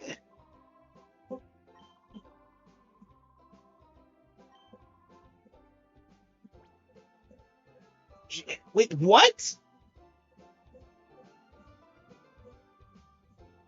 When Harmon has the moon... What? Yeah, there's no question. Umbreon's by far my favorite, but like... I like having Umbreon and Espeon because they kind of synchronize pretty well. But like, yeah, like, what the hell is this? What does he mean? Items for Eevee evolution? You don't need a fucking item. Yeah, sun shard. So what does that imply? That this is a piece of the literal sun? Like, I can buy this being a piece of the moon, but like a piece of the fucking sun? Are you serious? Well, then don't have Eevee be your starter Pokemon. Like, I don't understand it. Like, okay. Like, what? So what is with, like, Gen 3 being so obsessed with Umbreon and Espeon? Because, like, you get them in Colosseum, and now you get, like, the choice to evolve them here. Like, what's the deal? Like, you can't even get them in Ruby and Sapphire, apparently. I'm sorry, Fire Red and Leaf Green, apparently. Like, and it's just like, what are you talking about? You need to keep that Moon Shard with you all the time. No, I fucking don't! That's not how it works, you retard! Don't put it in the PC and don't throw it out. You also need to keep your Eevee with you. I can't believe he's handing this over to me immediately.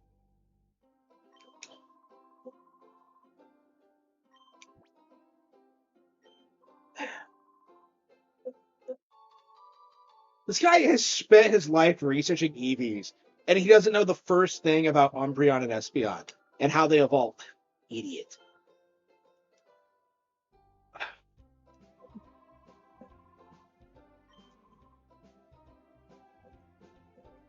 Is this the part shop?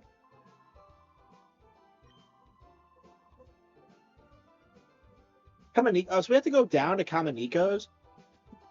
We were just there. Like, so we came down here for no reason then. What?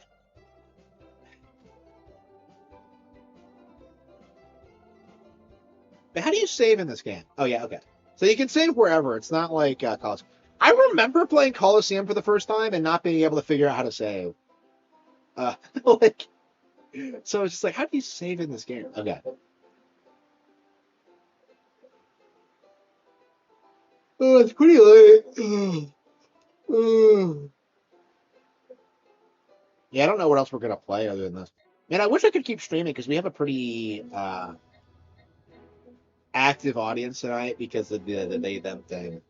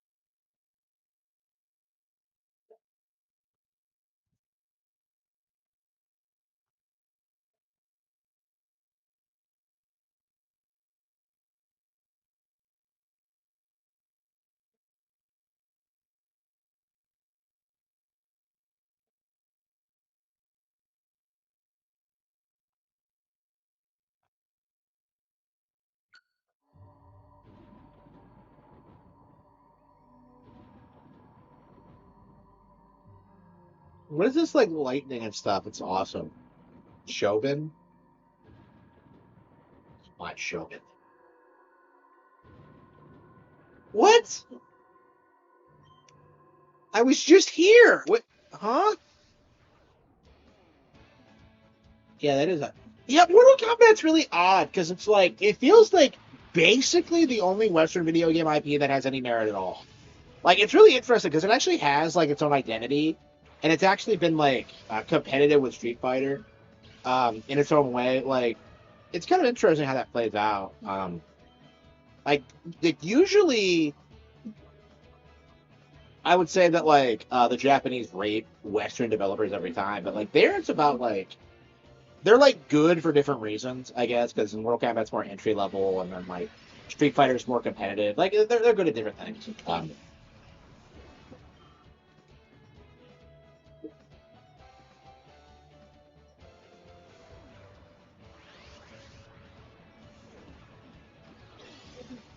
Oh.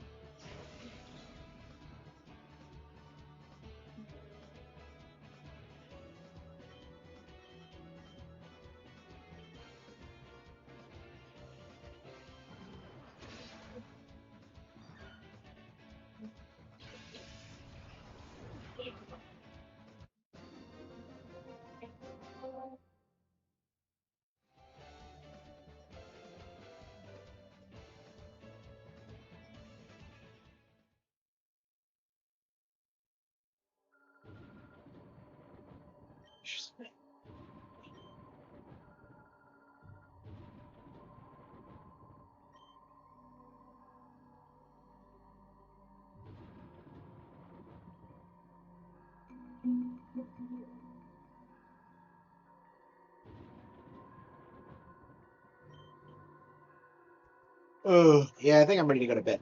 Yeah, I'd like to play this more and get into it, but I'm kind of worn out. And unfortunately, I mean, we put half an hour into it. Yeah, we're an hour in now, and it feels like we've gotten like made no progress yet. Um, Next time I think we'll try and step it up a little bit. Where is my other controller?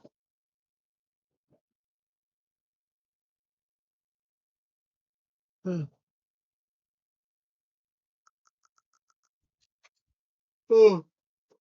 oh, oh. Let's see, what do I have? Try to six. Yeah, I don't think I can play anything else. I mean, like Ninja Gaiden, I guess I could play just to like see where we are. Where were we? Oh yeah, I guess we could just try to get to the next save point. Um, just a little bit a day, to try to keep grinding through it. Um, yeah, I don't know. There's just something about Ninja Gaiden that just puts me off finishing it. I don't know if it's the difficulty or what, but uh,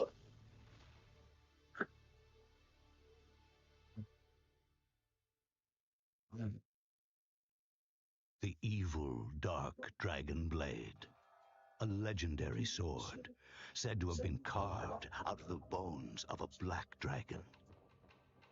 It brought plague and death to the world during the age of ancient myth. It has been sealed by those of the dragon lineage since the dawn of history because of its incredible capacity for evil, made possible by the souls of the vanquished black dragons that dwell within it. It is said that if the blade seal were to be broken, it would gather the hatred and evil of mankind and confer it upon the one who wields it, transforming him into the devil incarnate. However, not even those of the dragon lineage who protect it know the true extent of its power. The dragon sword, another weapon protected by the dragon lineage since ancient times. This sword, which is said to have been used by ancient warriors to slay the black.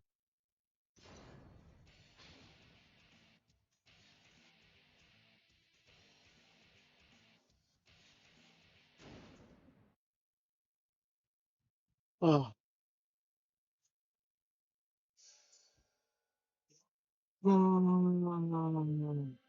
Ooh. Yeah, I'm too tired to play.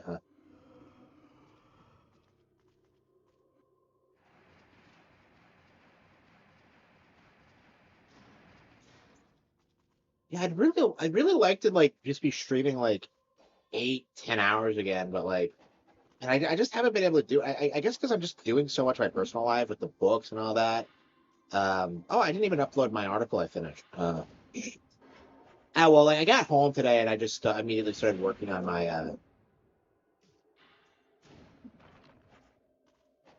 YouTube channel instead. So it's like, holy shit, it's Indiana Jones. Bum, ba, bum, ba. Bum, ba, bum. I have more credibility than that girl from Five. Da, ba, da, ba. Bum, ba, bum.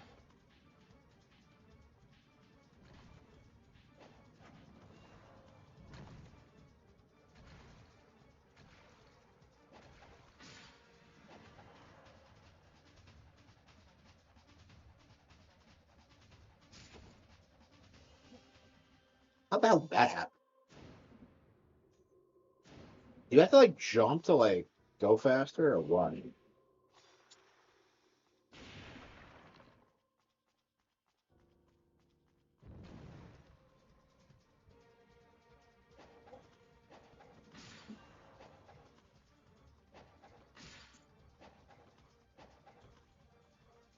Yeah, I think we're at the call it quits. I'm just too tired for those.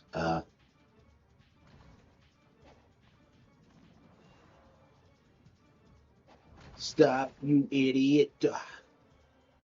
Yeah, I think we're just gonna call it quits. I want to keep playing, but man, I'm just like so worn out. Okay, so we finished Sunshine. I think we're gonna stick with Pokemon XD, and I think we're gonna keep going through Endgame Sigma. So we'll probably just like go through both, and then we'll probably do Fatal Frame 2 after that. Try to finish that. We'll see. We'll see. I might have to look at my JRPGs and see if I have everything settled on that. But yeah. But anyway, thank you all for tuning in. Be sure to subscribe. Be sure to check out my website at harmonsmithbooks.com. Check out, subscribe to the channel. Like this video if you like me exposing Nintendo's woke nonsense.